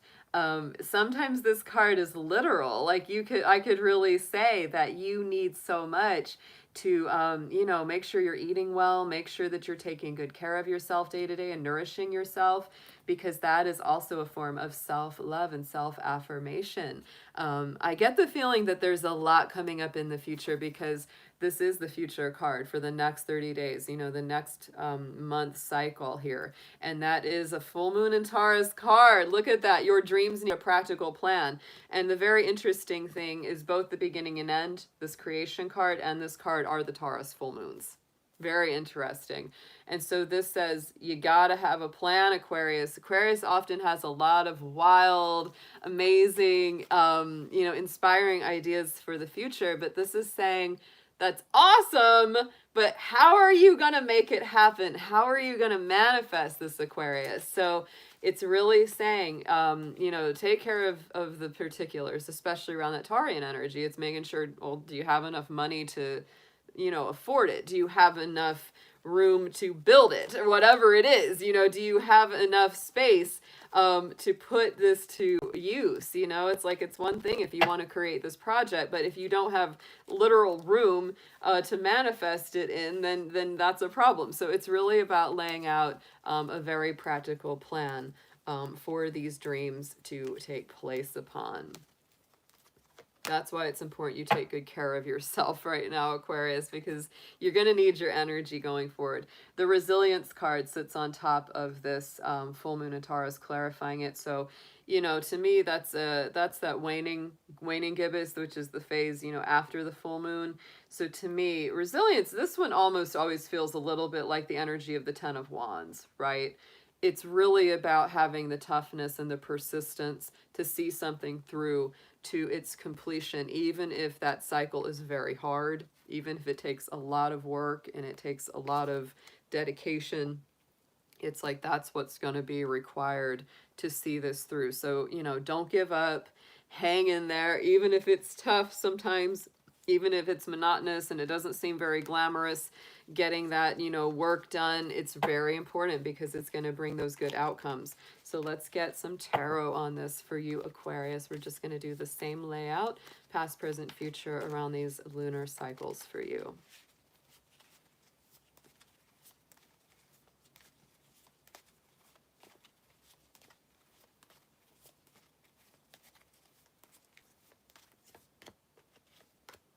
Telling you, it's lots of building energy here. There really, really is. Oh my goodness. So we have got our Queen of Pentacles in this past phase here. Very strong Capricorn, Virgo, Taurus energy yet again. It's very earthy, grounded, time to manifest, time to produce results. Being very self-assured and very confident within your abilities that you can get that to happen as well. So let's clarify that, please. Having good forward vision at the same time. I feel like that's very important for you right now, Aquarius. It's like, don't give up your dreams. Don't give up those big goals and plans for the future, but you've got to temper them and balance them with what you can realistically expect to accomplish and what you feel you really truly can manifest with that. Because, ideas are just ideas until they get form, until they get function. Seven of Swords. Ooh, yeah. Make sure that you're dealing with people that have integrity. Don't have a halfway plan, right? Don't steal energy from anyone else. Use your own energy, and don't put up with people that are stealing your energy. That's what that really feels like to me. Yeah, we don't like Seven of Swords. That's old sneaky running around. And that's usually somebody that doesn't, it's vampiric, it's narcissistic energy where it's like they don't have enough to feel like they're going in a good way, so they have to take it from you. So don't put up with people that are just sapping your time, sapping your energy, or don't have your best interest at heart. Use your insight to discern who that is, okay? Or who those people are. Right in the center, on top of the new moon Aquarius, the nourishment, we have the Wheel of Fortune, which is a very positive card. It includes your sign in an Aquarius. It's a Jupiter ruled card, so it's very good luck. It's expansion, it's forward movement, things coming out of stagnation, right? Things getting moving, maybe after a period of some kind of like almost hibernation kind of feeling. Look at this. We've got the Hanged Man coming out. So, this again can really say, yeah, there's been some stuff that's been very much on hold. For some of you, it could be, related to travel, related to, you know, being able to move, like literally physically, because that Wheel of Fortune is a travel related card because it's Jupiter energy. So it could definitely be some delays caused by travel, sometimes international travel, and it's been putting you in that place of limbo where, you know, neither thing is, it's like you're just hanging in and waiting, right? And it's not a very fun feeling a lot of the time. It really requires time, sacrifice, and just releasing, you know, any kind of ego drive, right? It's really about being in alignment with the divine, letting spirit work it out in their own timing. You have the Hangman again, right, in this immediate future, this next 30 days. So to me, again, this is probably partly where this resilience card is coming from as well, because that is, like I said, this one feels so much like ten of wands, right? It's just that, like, this effort, when is it going to be done? When am I going to get there to this darn top of this hill? And you may be feeling that way about that Hanged Man. It's like, when am I going to come down out of this Hanged Man tree? When is this difficult cycle going to be finished? And I honestly, because that is a Neptune ruled card, I feel like the more that you bother yourself with that, the more you get upset about that, the more that you feel, what's the word? The more that you worry about it, the more that you get in your mind over it, the harder it is, because it's Neptune energy. It's meant to help us release and trust spirit, trust in the divine, and the divine timing will work out. So Aquarius, don't be too worried about this and just focus on the here and now. Take that one step, take that couple steps every day up the mountain, and you will get there. There's no doubt about that. Look at that. See, Ace of Swords. And to me, that's a beautiful clarifier there, because that is really about mental clarity, seeing the truth, the clouds being cut away, anything that was confusing, anything that was kind of hanging in limbo, waiting up in the air. It's like the Ace of Swords is a victory card. And Aquarius, especially for you, because the swords is the air energy. That is your energy. So to me, it's like you're really coming into your own, really stepping into your intellectual power. It's like, finally the clouds have cleared, you know, over this next 30 day cycle. Give it some time and don't get too caught up in your head about this. Yeah, look at that. There we have it. Eight of Swords. This is all about being caught up in your head. So Aquarius, it's time to cut yourself free of those self-limiting worries, doubts, anxieties, fears, feeling held back, feeling like you're stuck, feeling like you just can't do anything about your situation, because it's just not true. It's just not true. Raising your personal energetic vibration and staying in a higher alignment is something that you can do no matter what physical limitations, travel limitations, whatever it is, are going on right now. On the bottom, we have the Temperance card on the Light Seers deck. So again, that's a card of resilience. That's a card of strength. That's a card of, you know, taking those difficult times and hard things that you encounter and making it, helping it, having those things make you stronger rather than make you feel beat down. It's a beautiful balancing energy. I would say, yeah, there's definitely some travel energy around this, bringing up the Temperance and the Wheel of Fortune. So if you feel grounded, if you feel stuck right now, try not to resist too much against it, because like we say, what we resist will persist. The more you push against something that you don't like, a lot of the time, the more you invite more of it, right? That's the way it is. If we could just get that into our soul level, you know, we'd relax a heck of a lot more. You know, through the slow times, we would. So let's get an affirmation for you, Aquarius, on this reading. This was amazing.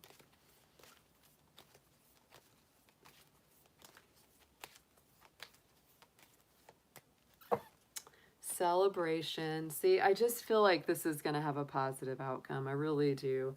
A positive outcome is assured. It even says that. Celebrate your success. Enjoy your achievements. So Aquarius, no matter how much you might feel stuck, we've even got our moon on this card, right? No matter how much you might feel like you're having a challenging time getting to your dreams, building your dreams, manifesting your dreams, don't worry. the celebration, the happy outcomes are on the way. It might just take a little longer than you want. And the more that you relax and go with the flow and do what needs to be done each day in the moment, you will get there. You absolutely will. This was a beautiful reading for you guys. It is. It's very, very nice. All right. So we are almost wrapped up tonight, guys. We're about to get our last sign on the board here.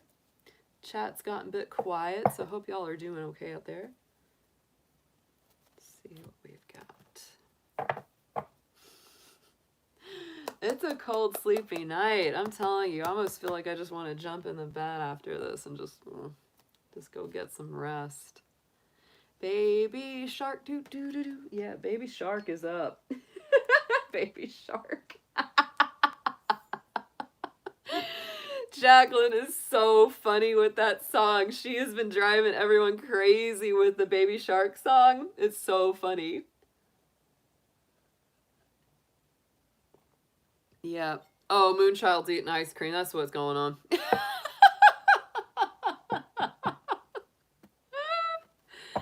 That's what's going on. I see.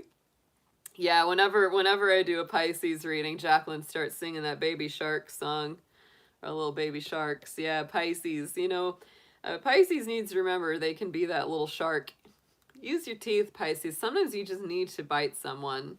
Sometimes you need to bite someone. All right, so Pisces, this is your full moon lunar eclipse reading for our full moon tonight in Gemini on November 30th, 2020. This is going to be all about what those lunar energies are bringing your way. We are going to be doing a past, present, future layout in the lunar oracles and in the tarot so that we can get some messages around what to expect during this time. I'm hitting my tuning forks here, just getting these cards nice and cleared out for you. This is my moon fork, so it is aligned to the vibration of the moon's orbit, which I really love. It's a nice feeling. Yeah, really good. Really good.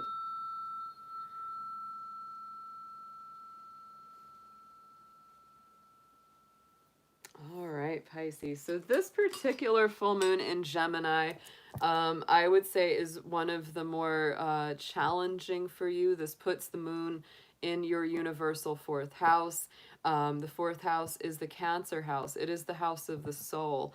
It is the house of the moon, actually. So in a lot of ways, it's very, very positive. Hello, Daisy. I see you in the chat. Thank you so much for joining us tonight. It's wonderful to have you here. Me and Daisy, we just started to break away for a second, Pisces, but we met in a live stream memorial for a musician we both love this last week who passed away. And we just connected on a super amazing level. She lives in Las Vegas, which is pretty incredible because as a lot of you guys know that have been watching me for a long time, we have been talking about at some point doing a Vegas meetup. So welcome her to the chat. She's an awesome gal. We had a great time talking, and I'm so happy that she's here for her Pisces reading. So Pisces, let's get into it. So yes, this is going to put the full moon in Gemini in your fourth house. That's where that is activating for you on the universal level. And so that is going to be, you know, bringing up to me a lot of emotion. But because Gemini is a sign of communication, it does bring up as well, you know, all of that, those thoughts, right? So to me, it's about a spiritual alignment, but it's also about, you know, really having those conversations with family, with friends, you know, all of that. So it's a very, very intense energy in some ways for you.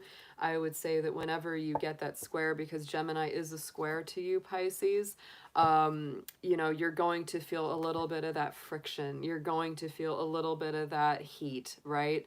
It creates pressure, you know, it creates pressure.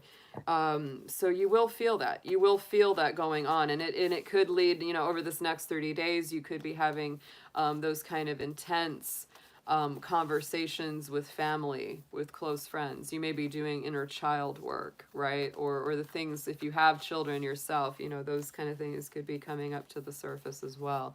So let's go ahead and dig in, Pisces. I'm going to be using a couple lunar decks as well as 2 tarot decks to get some messages. And we're going to be doing a past, present, future layout that's going to give us, you know, the last 28, 30 days, what came in with the last lunar cycle, then the present energy of what's going on right now with the Gemini full moon, and then the next 30 days, which will be the future of what's coming after that. So dear angels, divine beings of light, guardians, ancestors, please be with our Pisces folks out there. Let's see what you have for them for the messages of this full moon lunar eclipse in Gemini for today, November 30th, 2020. Thank you so much.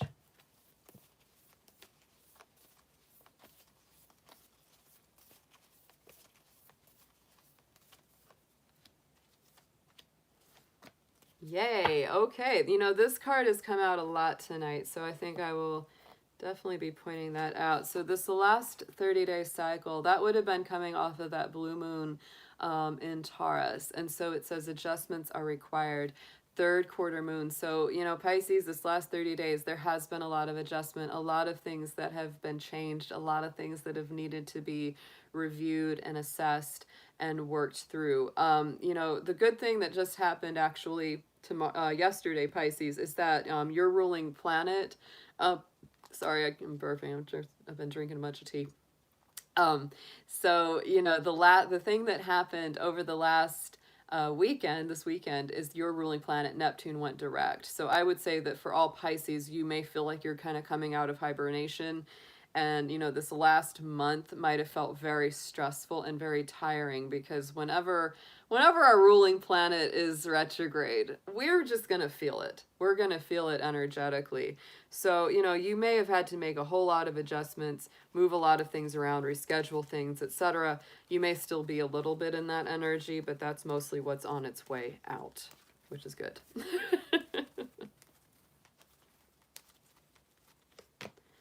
Clarifying that, yes, it's on top of this is our abundance card. That is going to be that hunter moon. So to me, it really is about, you know, readjusting yourself and your life to where it brings about better abundance, better prosperity coming through, better manifestations, right? All of that comes through as you readjust or reevaluate what's going on. So right in the center, the energy that's coming through, I like this card a lot. On our, you know, full moon in Gemini right now is the full moon energy of Libra. A win-win outcome is forecast. So to me, this is about gaining balance in your personal relationships, whether they're romantic, friends, family, etc. Like we said, you know, that full moon in Gemini is hitting your universal 4th house. And so this to me is all about gaining balance, gaining harmony, gaining, you know, greater equality in all of those personal relationships. It could be very focused on home and family or whoever it is that you live with, but overall to me, that is a beautiful card that says, you know, this is about everybody getting what they want and need, nobody feeling left out, etc.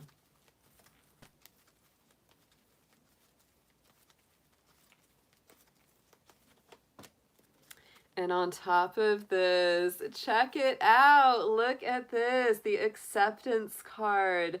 Absolutely beautiful. That is the waxing crescent. So to me, that is a building energy. It's an encouraging energy. And so to me, it really feels like part of the key to everybody having more harmony and getting along better here and having this feeling of balance in their life between you and others is they needing to accept your differences and who you are, and you needing to accept them where they are. And that is really, really the key. It sounds amazing, right? So it's all about acceptance, Pisces. Accepting people just as they are, not expecting them to change, them not expecting you to change for them, but just accepting as you are, inside and out, and not, you know, not saying, well, I could love you if you just do this. It doesn't work that way.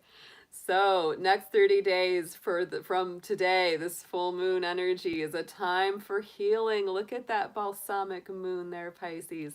I love that for you guys, because this to me, you know, I feel like that's what's coming up to the surface is a lot of healing vibrations, a lot of acceptance, a lot of coming back into harmony, coming back into alignment, righting old wrongs, etc. And so, you know, to me, over this next 30 days, it's like that healing energy really settles in. And it's like that's what you should really focus on is anything that brings about your personal healing, your personal growth, and really heals yourself and the people in your relationships. Beautiful. And look, we have the pleasure card. So to me, it's a very, very pleasurable feeling. It's a feeling of release, transformation, relaxation, and rebirth. That is so, so nice. It's a waning card, right? So to me, it's that waning gibbous. That's the cycle we go in right after tonight, right? We go into this waning gibbous where it's the release, it's the letting go, it's the waning energy. And that's what feels so good, is just letting things go. Yes. Let's see what we have got in your tarot, guys. Let's see what we have. And we're just going to do the same layout, past, present, future here, Pisces, and see what comes up. Got 2 tarot decks, so we're definitely going to be clarifying these for you too.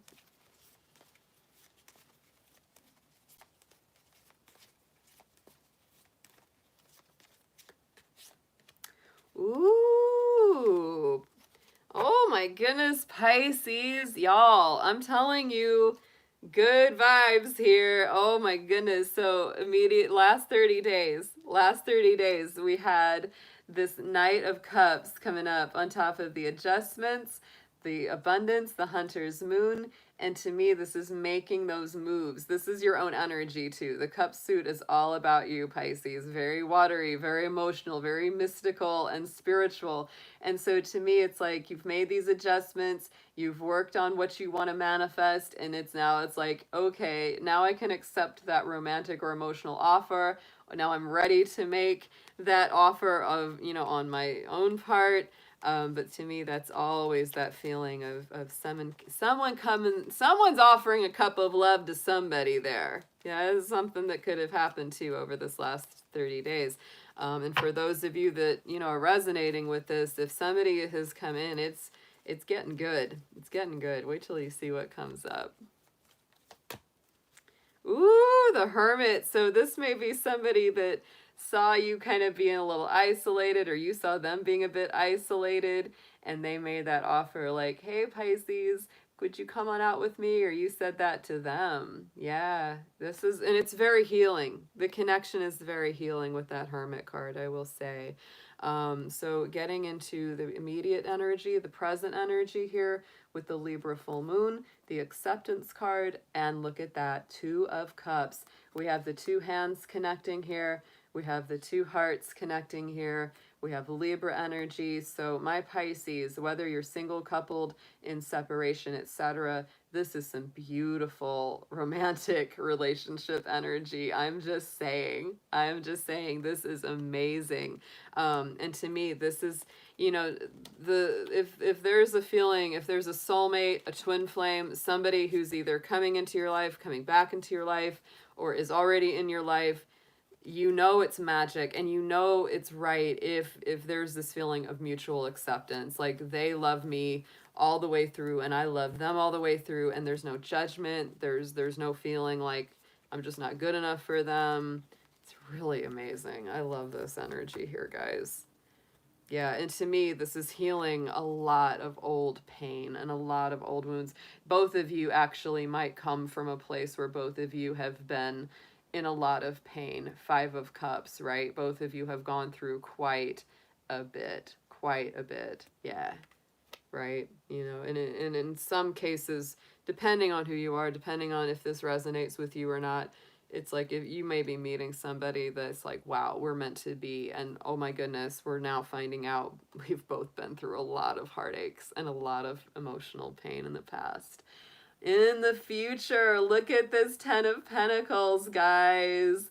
Look at that. Time for healing, time for release, and time for stepping into something so much better. To me, the 10 of Pentacles It's the real deal. It's the real deal. This has stability, it has loyalty, it has the wisdom of the ages, right? You know, this is a beautiful card. It's all about that ultimate manifestation of happiness. It's the happy home, the happy love connection. That's why I feel like, you know, this is going towards something really, really positive.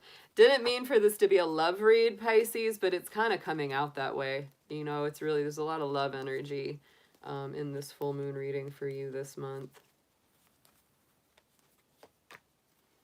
Oh, Pisces, look at that. We had the Two of Cups from the vice versa, and now we're getting the Two of Cups also from the Light Seers. Aw, yes, yes, yes. So, ooh, that just gives me chills, like all over. That, like, for real, is giving me the goosebumps, because to me, this is like soulmate, life partner, twin flame, someone you're building a future with for real.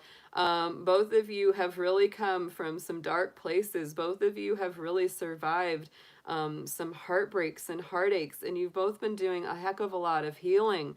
I can't wait to see what unfolds over the next 30 days. 30 days, 2 months, you know, keep in mind these times can be a little flexible. On the bottom of the vice versa, again, we have this balancing energy of the Six of Pentacles here. So equal give and take, equal reciprocity. Aw, and there's our Page of Cups, picking up the fishy phone, calling somebody special. Oh my goodness, that is messages of love, messages of romance. Pisces, this is a romantic reading for your full moon. My goodness.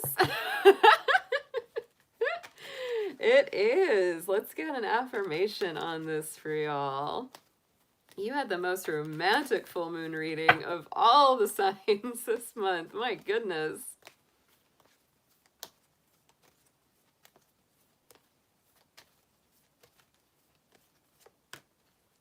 And there it is, keeping hope alive. Ooh, Pisces, hope and faith is absolutely beautiful here. Stay positive. The worst is behind you.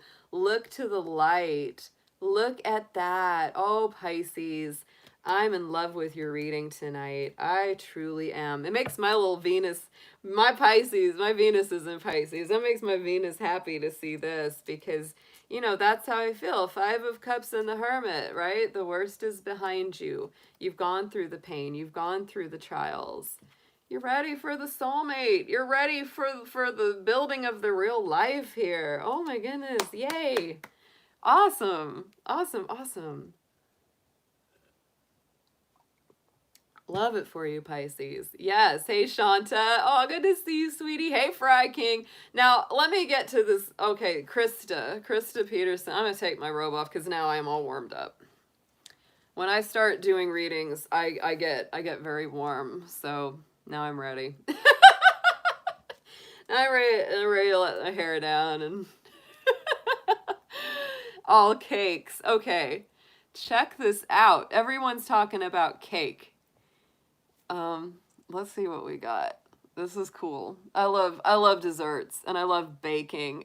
Tortuga, take it off. Yeah, woo! Oh my goodness, cake and wine. You all are funny. I do love ice cream cakes. I've got, oh, Ms. Mindful. Thank you, sweetheart. 1111, babe. I love you so much, Ms. Mindful. She is awesome. You guys, if you haven't checked out Ms. Mindful on YouTube, definitely go do that. She has got an awesome little channel. I love her videos. I love listening to her talk. She's got just one of those kind of voices that when you listen to her, it's like you just feel calmer. You just feel better, like after you listen to her. So definitely go check out Ms. Mindful. Give her a like. Give her subscribes. She really deserves more subscribes than she has. She's a wonderful gal too. She's just a lovely lady.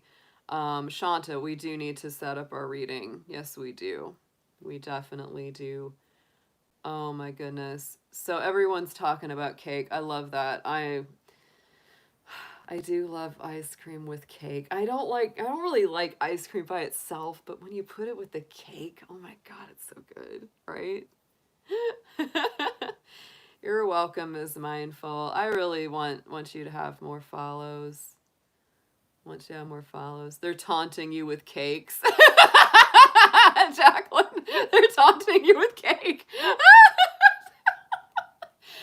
Well, it's funny. Me and Daisy, we were talking about Steve Aoki, and he's famous for throwing cakes into the crowds when he does shows. And oh, GD, yes, the chocolate lava cakes. Oh, those are so good. I haven't had one in a really long time. Yeah. So yeah, no, we all need to go to Vegas and eat some cakes together. I think we do.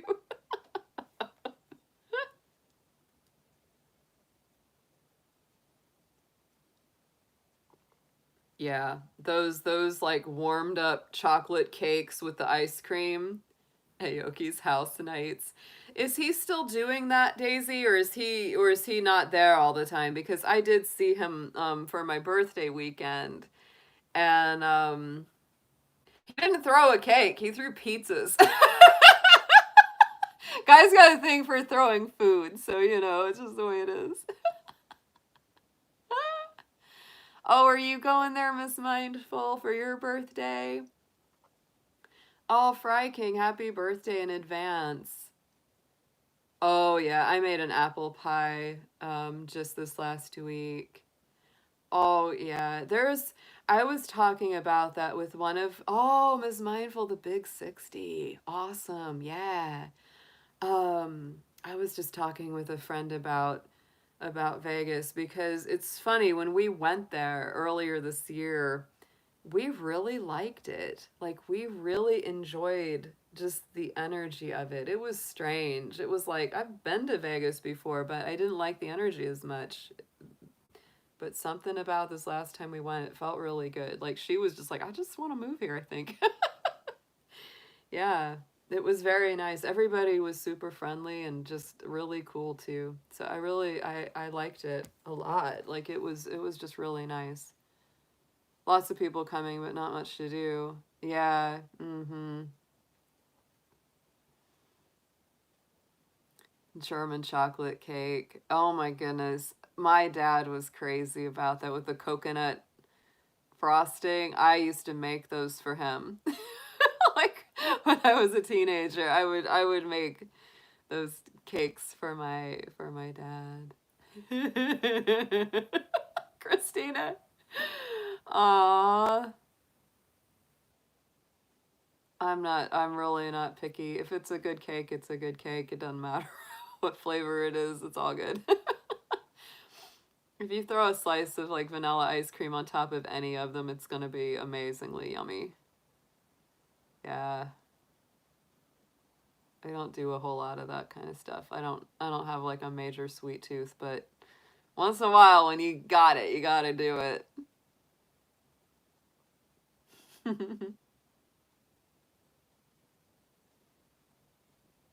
Cake war. Aw. Thanks so much for hanging out with me here, guys. It's been a really tough week, and it has been very emotional, very intense for a lot of folks, and um, ooh, marble cake. That sounds good too. Jacqueline food fight. It's like one of those the old 80s comedies, food fight in the school cafeteria, everybody loses their mind. Ooh, red velvet. Moonchild, I will say I make an amazing red velvet from scratch. Yeah, no mix. No mix with that. I make a really, really good red velvet cake. Man alive, it is so good. Whew. Oh, thank you, Krista. I appreciate y'all so much. You're the ones that make this channel happen. I mean, it's really just the truth. Without you being here, without your energy, without the donations and all of that. I couldn't, I couldn't keep doing it. It's just the way it is. Real world. Real world stuff, unfortunately. Yeah, it's just the way it goes. Yeah, I love red velvet too, Krista. It's kind of gotten like overused, um like there's too much red velvet stuff floating around, so there's a lot of them that just aren't very good.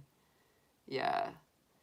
But if you get like a good red velvet cake, like it's really good. Like I make one, like I said, that's not from a mix, and it's good. It's good. If you don't like it, you probably haven't had a good one. Like you probably had a mixed one or a pre-made, and it's just not that good. I know, Krista. Absolutely. I am so excited for when travel is in motion again because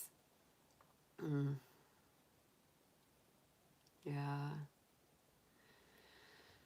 Oh, yeah, I hope that it changes really soon on a lot of levels. On a lot of levels. I really do. I think it's, you know. Moonchild. She will bake all the cakes. Yay! Jacqueline's definitely coming over. Yes, yes, yes. We're going to have crazy times. I'm just going to eat one cake. Just the whole cake. Yes. My dad's favorite cakes were a German chocolate cake. He loved that with the coconut frosting. And the other thing he always loved was just the classic yellow cake with the chocolate on it. Yeah. He loved that. That was, I mean, my dad did love cake. Oh my God. He was so funny with cakes. He was born in the Chinese year of the snake, and so whenever we'd make a cake, we'd call it a snake cake, and we had like plastic snake decorations, and we put it all over the place. No, I haven't traveled by plane since earlier this year in January. That's funny, Ms. Mindful, because that's, you're an Aquarius like my dad, and that was his favorite too. Yeah. Yeah, no travel. I last trip I took was to Vegas for my birthday earlier this year in January, and I really haven't gone anywhere like since that, like, long distance or short. I get my groceries delivered. I work from home, and so I haven't been out like other than to just go walking and stuff outside. I know, Krista. See, that's what I know. I think that as much of a blast as we have in the chats here, I think like if we were all hanging out together, oh my goodness, it would just be such a trip. It would be so much fun. Vegas is a good place to meet because it's not super expensive to stay there. It's usually not very expensive to fly there because they want you to save your money for gambling. And I'm a Capricorn, so I really don't gamble. I just don't. Like, I go there and I have just no urge. I'm just like, whatever. But I love to go see go to concerts, go to shows, get good food. It's just super fun. It is. It's really nice. Something I wish I could go there for January because the Bellagio every year they do, because they really celebrate the Lunar New Year like big time in Vegas because there's actually a huge Asian community there, so there's a huge like celebration of the Lunar New Year, which I love because I also am into Chinese astrology and teach Chinese astrology, so it's like last year when me and Neutrino went, they had all their Year of the Rat decorations. And oh, it was so cute. Like the little golden rats and the coins and the flowers. And it was just so adorable. It was beautiful. Um, and so like this year coming up is the Year of the Ox. Yeah, that's the Lunar New Year that we're gonna have this year coming up is the Year of the Ox. So I'm excited. I love the Lunar New Year's. I mean, that's why I named this Dragon Tail Tarot, because I'm a Chinese year dragon. So I really like to blend the Western and Eastern astrology. Yeah. Aww. I love cakes. Carrot cake is one of my favorites. I have to say, like a like a homemade from scratch carrot cake is just one of the most wonderful. It is so darn good. I love carrot cake. Um, it's also like one of those sort of like not so guilty pleasures because, you know, the carrot cake is kind of a healthy feeling cake, you know, so it's like, oh, I can eat more of this because it's got carrots, it's got nuts, it's got raisins and pineapple. It's healthy. My mom does make an incredible carrot cake. Oh, she does make an incredible carrot cake. Very, very good. I also love hummingbird cake, which is similar to a carrot cake, but a little bit more apple. There's some applesauce, I think, in it. So, so yummy.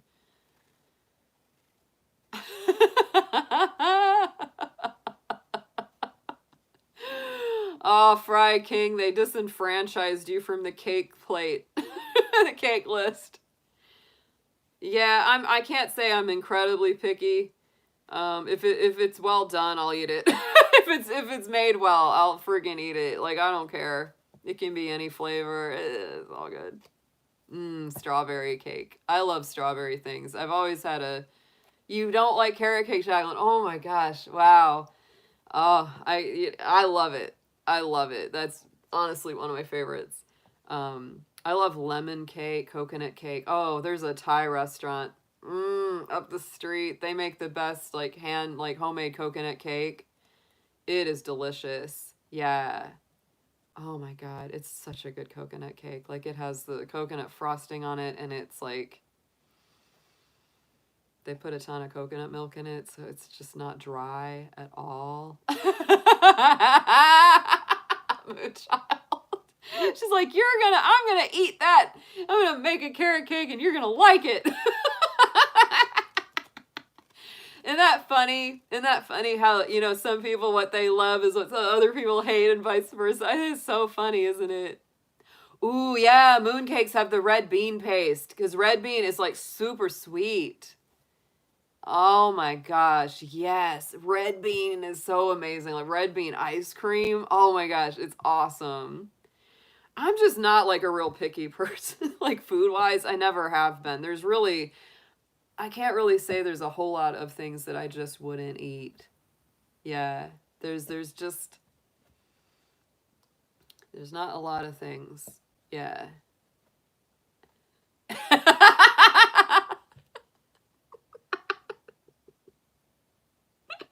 Moonchild. She forced Jacqueline to eat that carrot cake. Oh my gosh.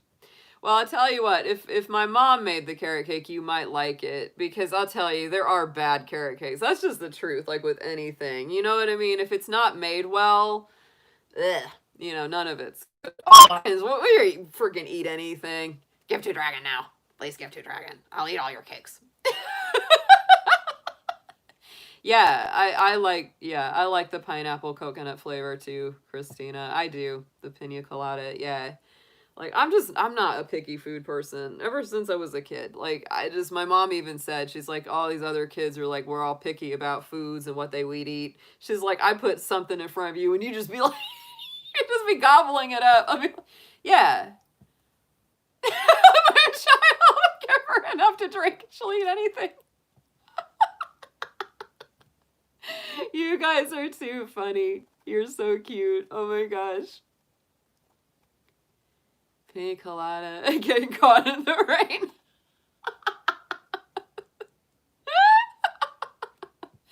Yeah, I tell you, no, I'm just not very picky that way. If something is good and they baked it well and it's a good recipe and all, oh man, I mean, it doesn't matter.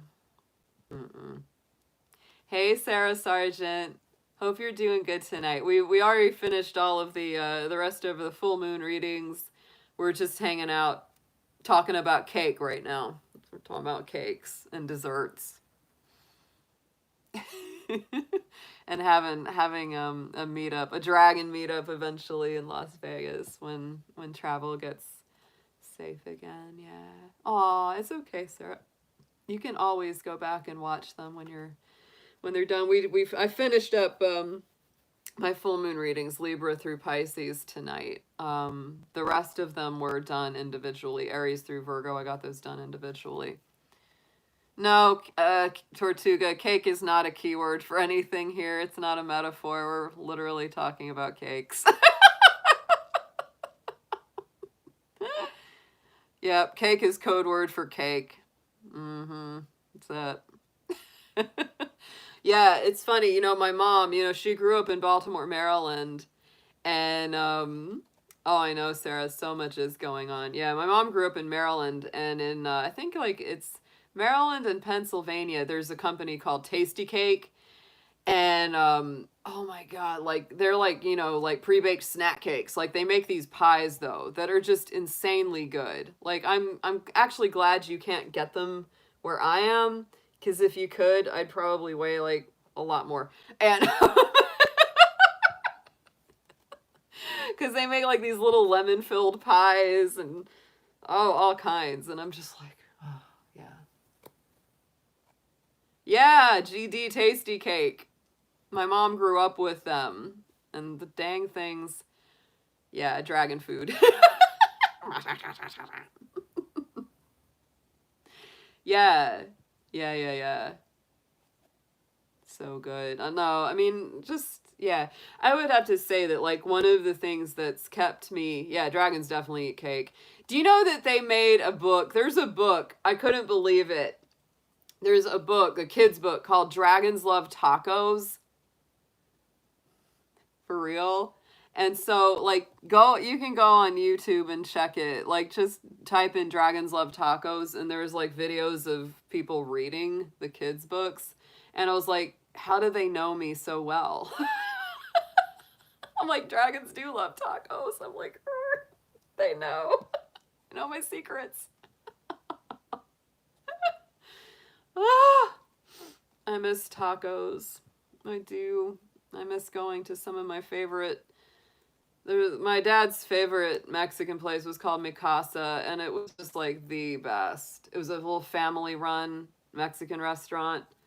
They had the best. They had the just great tacos, really good, like just their bean burrito. So simple, but it was just so good there. And the what was it? The shrimp. The what is that? The cocktail de Cameron. Yeah, the shrimp cocktail. The Spanish style. It's the best. The best.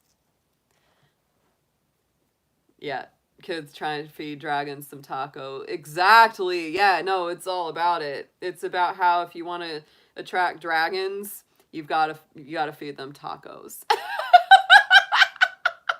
It's hilarious. It's a kid's book called Dragons Love Tacos.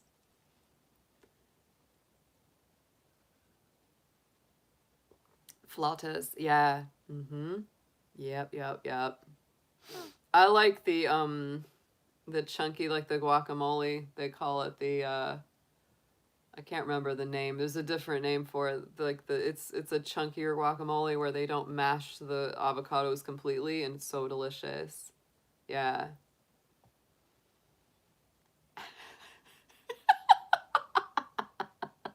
Family Taco Thursdays. Yeah.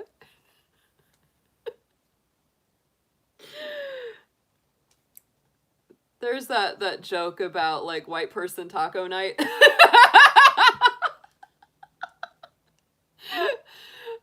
Because back in the 80s, like, you know, like that was the thing. Like they had all those like kits, like the taco kits, and you could have white person taco night.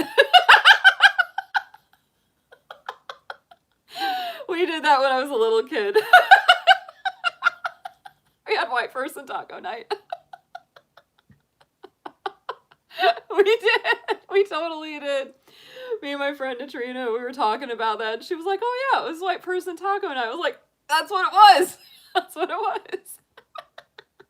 Me too, Christina. Yeah, me too. That's so funny. Oh, you develop a corn allergy. Oh, GD. Well, you could get the flour taco, soft taco wraps, right? Yeah, that's my favorite anyway. I like the soft tacos.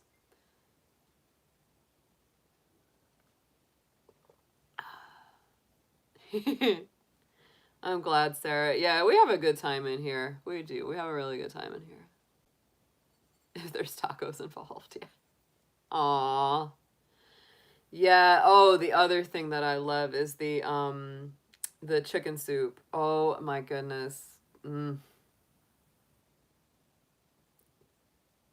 That chicken and rice soup. Yeah. Oh yeah, GD. I hear you. Oh my goodness. There's a really really good restaurant chain, and you might. Hey, Coco babe. Hey, good to see you, sweetie.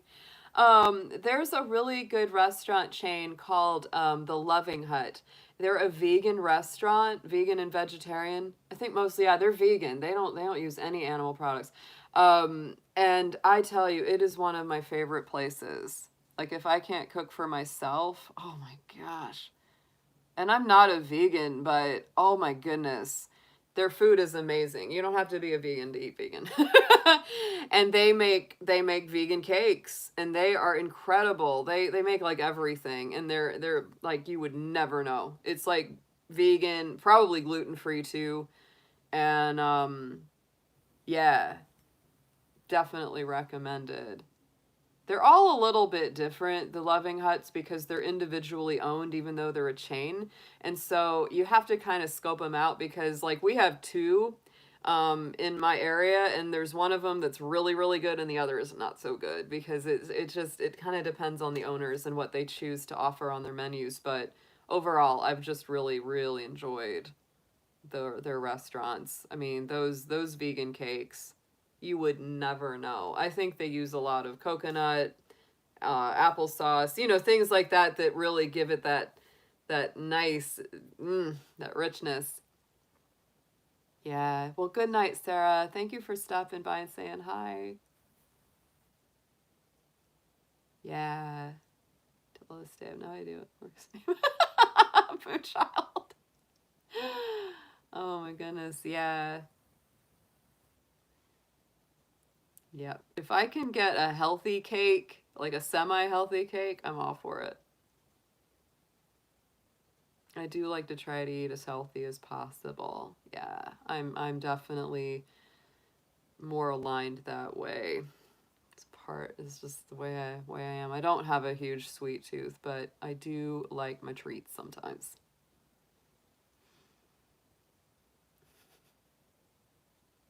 What'd you say? What did I say, Moonchild? She's like, no, Ariel. What is it? On their site, none near me will travel. Yeah. Yeah, try it sometime, GD. Yes. You will also eat all the cakes. Oh, I'll eat the cakes. I don't mind it. I'm just saying, if a cake happens to be a little healthy or it has healthy ingredients, it makes it even more appealing. Yeah, keto cakes. Yeah, Cocoa Babe. I don't, like I said, I'm not like super picky.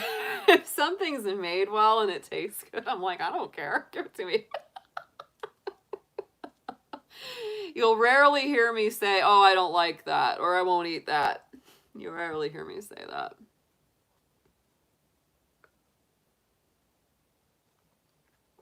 That's my Jupiter and Taurus. I'm like, food! Yay! Every food!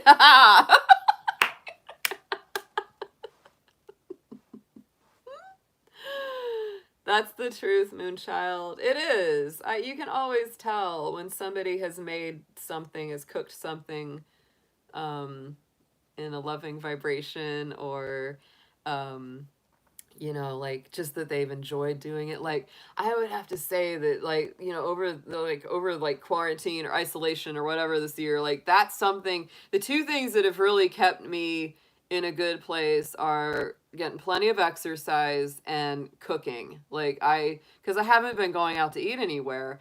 And I always prefer cooking my own food anyway. So it's just been like, it's so good. There's something so like ritual to like cooking. It's very creative and it's very relaxing, and I enjoy it so much.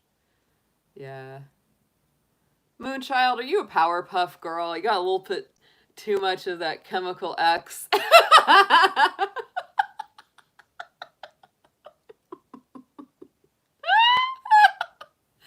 Little too much of chemical X got poured into the mix for Moonchild. I see. That makes sense. It's like, boom, boom. It's flying around. Oh my goodness, y'all. You too funny. Yes, that's what happened. Oh, that's really nice, Krista. I cook a lot for my mom. I do. She loves it. She loves it when I cook for her. She's like, "This is like a restaurant." Yep, it's the Casa de Dragon, the restaurant of the dragon, Dragon House. Ah, Moonchild's gonna work her moon magic on all of us. We will eat all the cakes. That's how it is when you go to the Vegas buffet. You say, "I'm not gonna eat all the cakes," and then you eat all the cakes. This happens. Moonchild is the devil's food cake.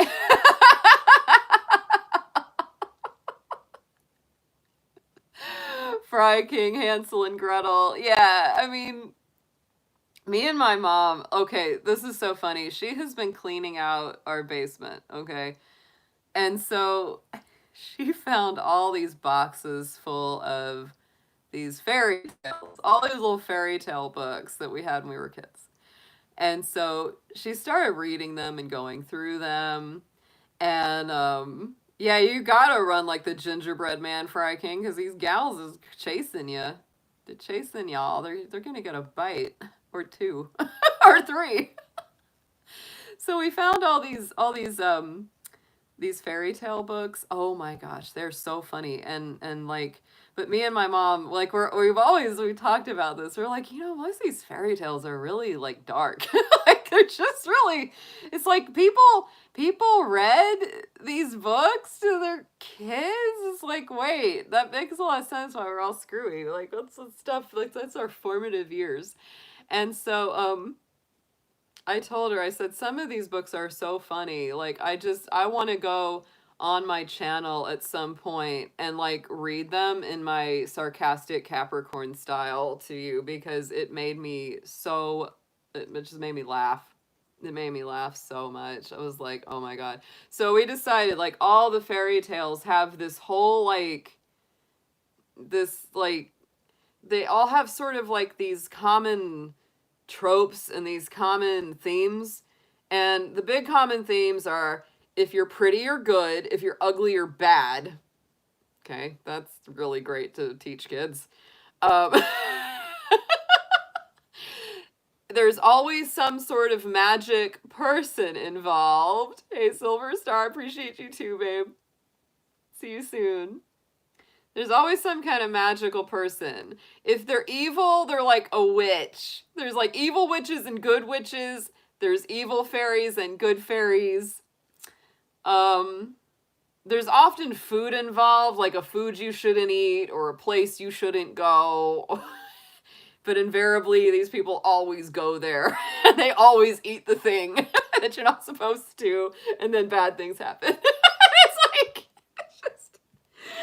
And it's always about marrying a prince, right? It's always about marrying a prince. Like, it's like the girl involved in the story can't just marry like a regular dude. It's always got to be a prince. It's like, what is up with that? It's like, can he just be like a regular guy? I guess that's not good enough. It's like, oh, you're cool, but you're not prince, so keep moving. What is that? I don't know. It's just, the whole thing made us laugh. We really, really got cracking up over it. I was like, this is really like teaching people all the wrong things. It's like so wrong. Exactly, Krista, right? I know. It's like, well, I mean, it's also like, how do you know you're gonna meet some dude? It's just like, it just doesn't always just naturally happen, right? Oh my God. No, those stories are nuts. They're nuts. And then there's a lot of time there's always like so much like violence, right? It's like there's always like somebody's gonna kill you or somebody's gonna do something horrible to you. It's just like these Fairy tales, great for kids, yes. No, no, no. Oh my gosh.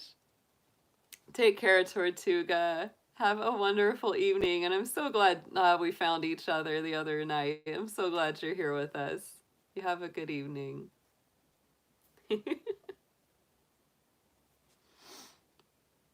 It's so funny because I met Tortuga on a live stream the other night, and Daisy and a couple other folks, and it's so funny because Tortuga, I call my bunny Arthur. I call him Tortuga sometimes because he's a tortoiseshell Dutch, and Tortuga is tortoise or turtle. And so, and his name is Arthur. And so I started talking to Tortuga, the screen name on YouTube. And then he said his name is Arthur. And I just about died. I was like, are you kidding? So his name is Arthur, like my bunny. And my bunny is a tortoiseshell bunny. And Arthur here is a Tortuga. I was like, no. I was like, that's too much. Me and Daisy. Oh my gosh. We had so many like unbelievable synchronicities that we were sharing. It's unbelievable, and it contributes to me, like, you meet the right people, like, energetically, especially when you get your alignment in a good place. You're just gonna naturally meet the people you're meant to meet. Yeah, like head blown. I know exactly, Daisy. It was like, what, you too, oh no. Yeah, it was pretty interesting. I really do. I think that, like, when your vibration is in a specific place, and you're gonna align. You're gonna align with your folks, you know. Whether it's, spirit connections, soulmates, star seeds. See, I'm the kind of person that believes that not all soulmates are romantic ones. Most people, when they think of soulmate, they think it's, they only think of that in the romantic sense. But I can tell you, I've got plenty of friends that I'm like, soul sisters, soul brothers, like soul friends. It's like, you just know, like, I have hung out with you before, and when you meet those people, you're like, I can't wait to talk to you. Like, it's so exciting. It's so exciting to have that feeling. Because you kind of get each other on a big level, like, you really do. But yeah, we definitely have lots of soul friends and soul family, people that feel like our sisters and brothers, people that feel like they were maybe our mom or someone, in another life. Is like, there's just that energy. I believe it. I believe it, folks. Well, there you go, Moonchild. I think you two are some kind of funny. I can't wait to see you two get together and hang out. Yep. I hear you, Fry King. Oh, GD, with pets, with animals, absolutely. Oh, I can't even. That's why, like, I started my Spirit Animal Sunday lives, and it's like, I always I bring my bunny on because she's my soul bunny. She's my little soul bunny mate. Absolutely. We're like, good night, Ms. Mindful. Enjoy your dinner. And always great to see you, sweetheart. Anybody that hasn't checked out Ms. Mindful's channel, definitely go give her a listen and subscribe to her, please, because she's awesome. And she deserves to have way more folks following her. She does. YouTube can be really competitive. It can be really tough to get started and get those people subbing to you. You just have to work so hard. It's no joke. Like, I have worked crazy hard on this channel over the last year, and it's still, like, it still has a long way to grow. Yeah.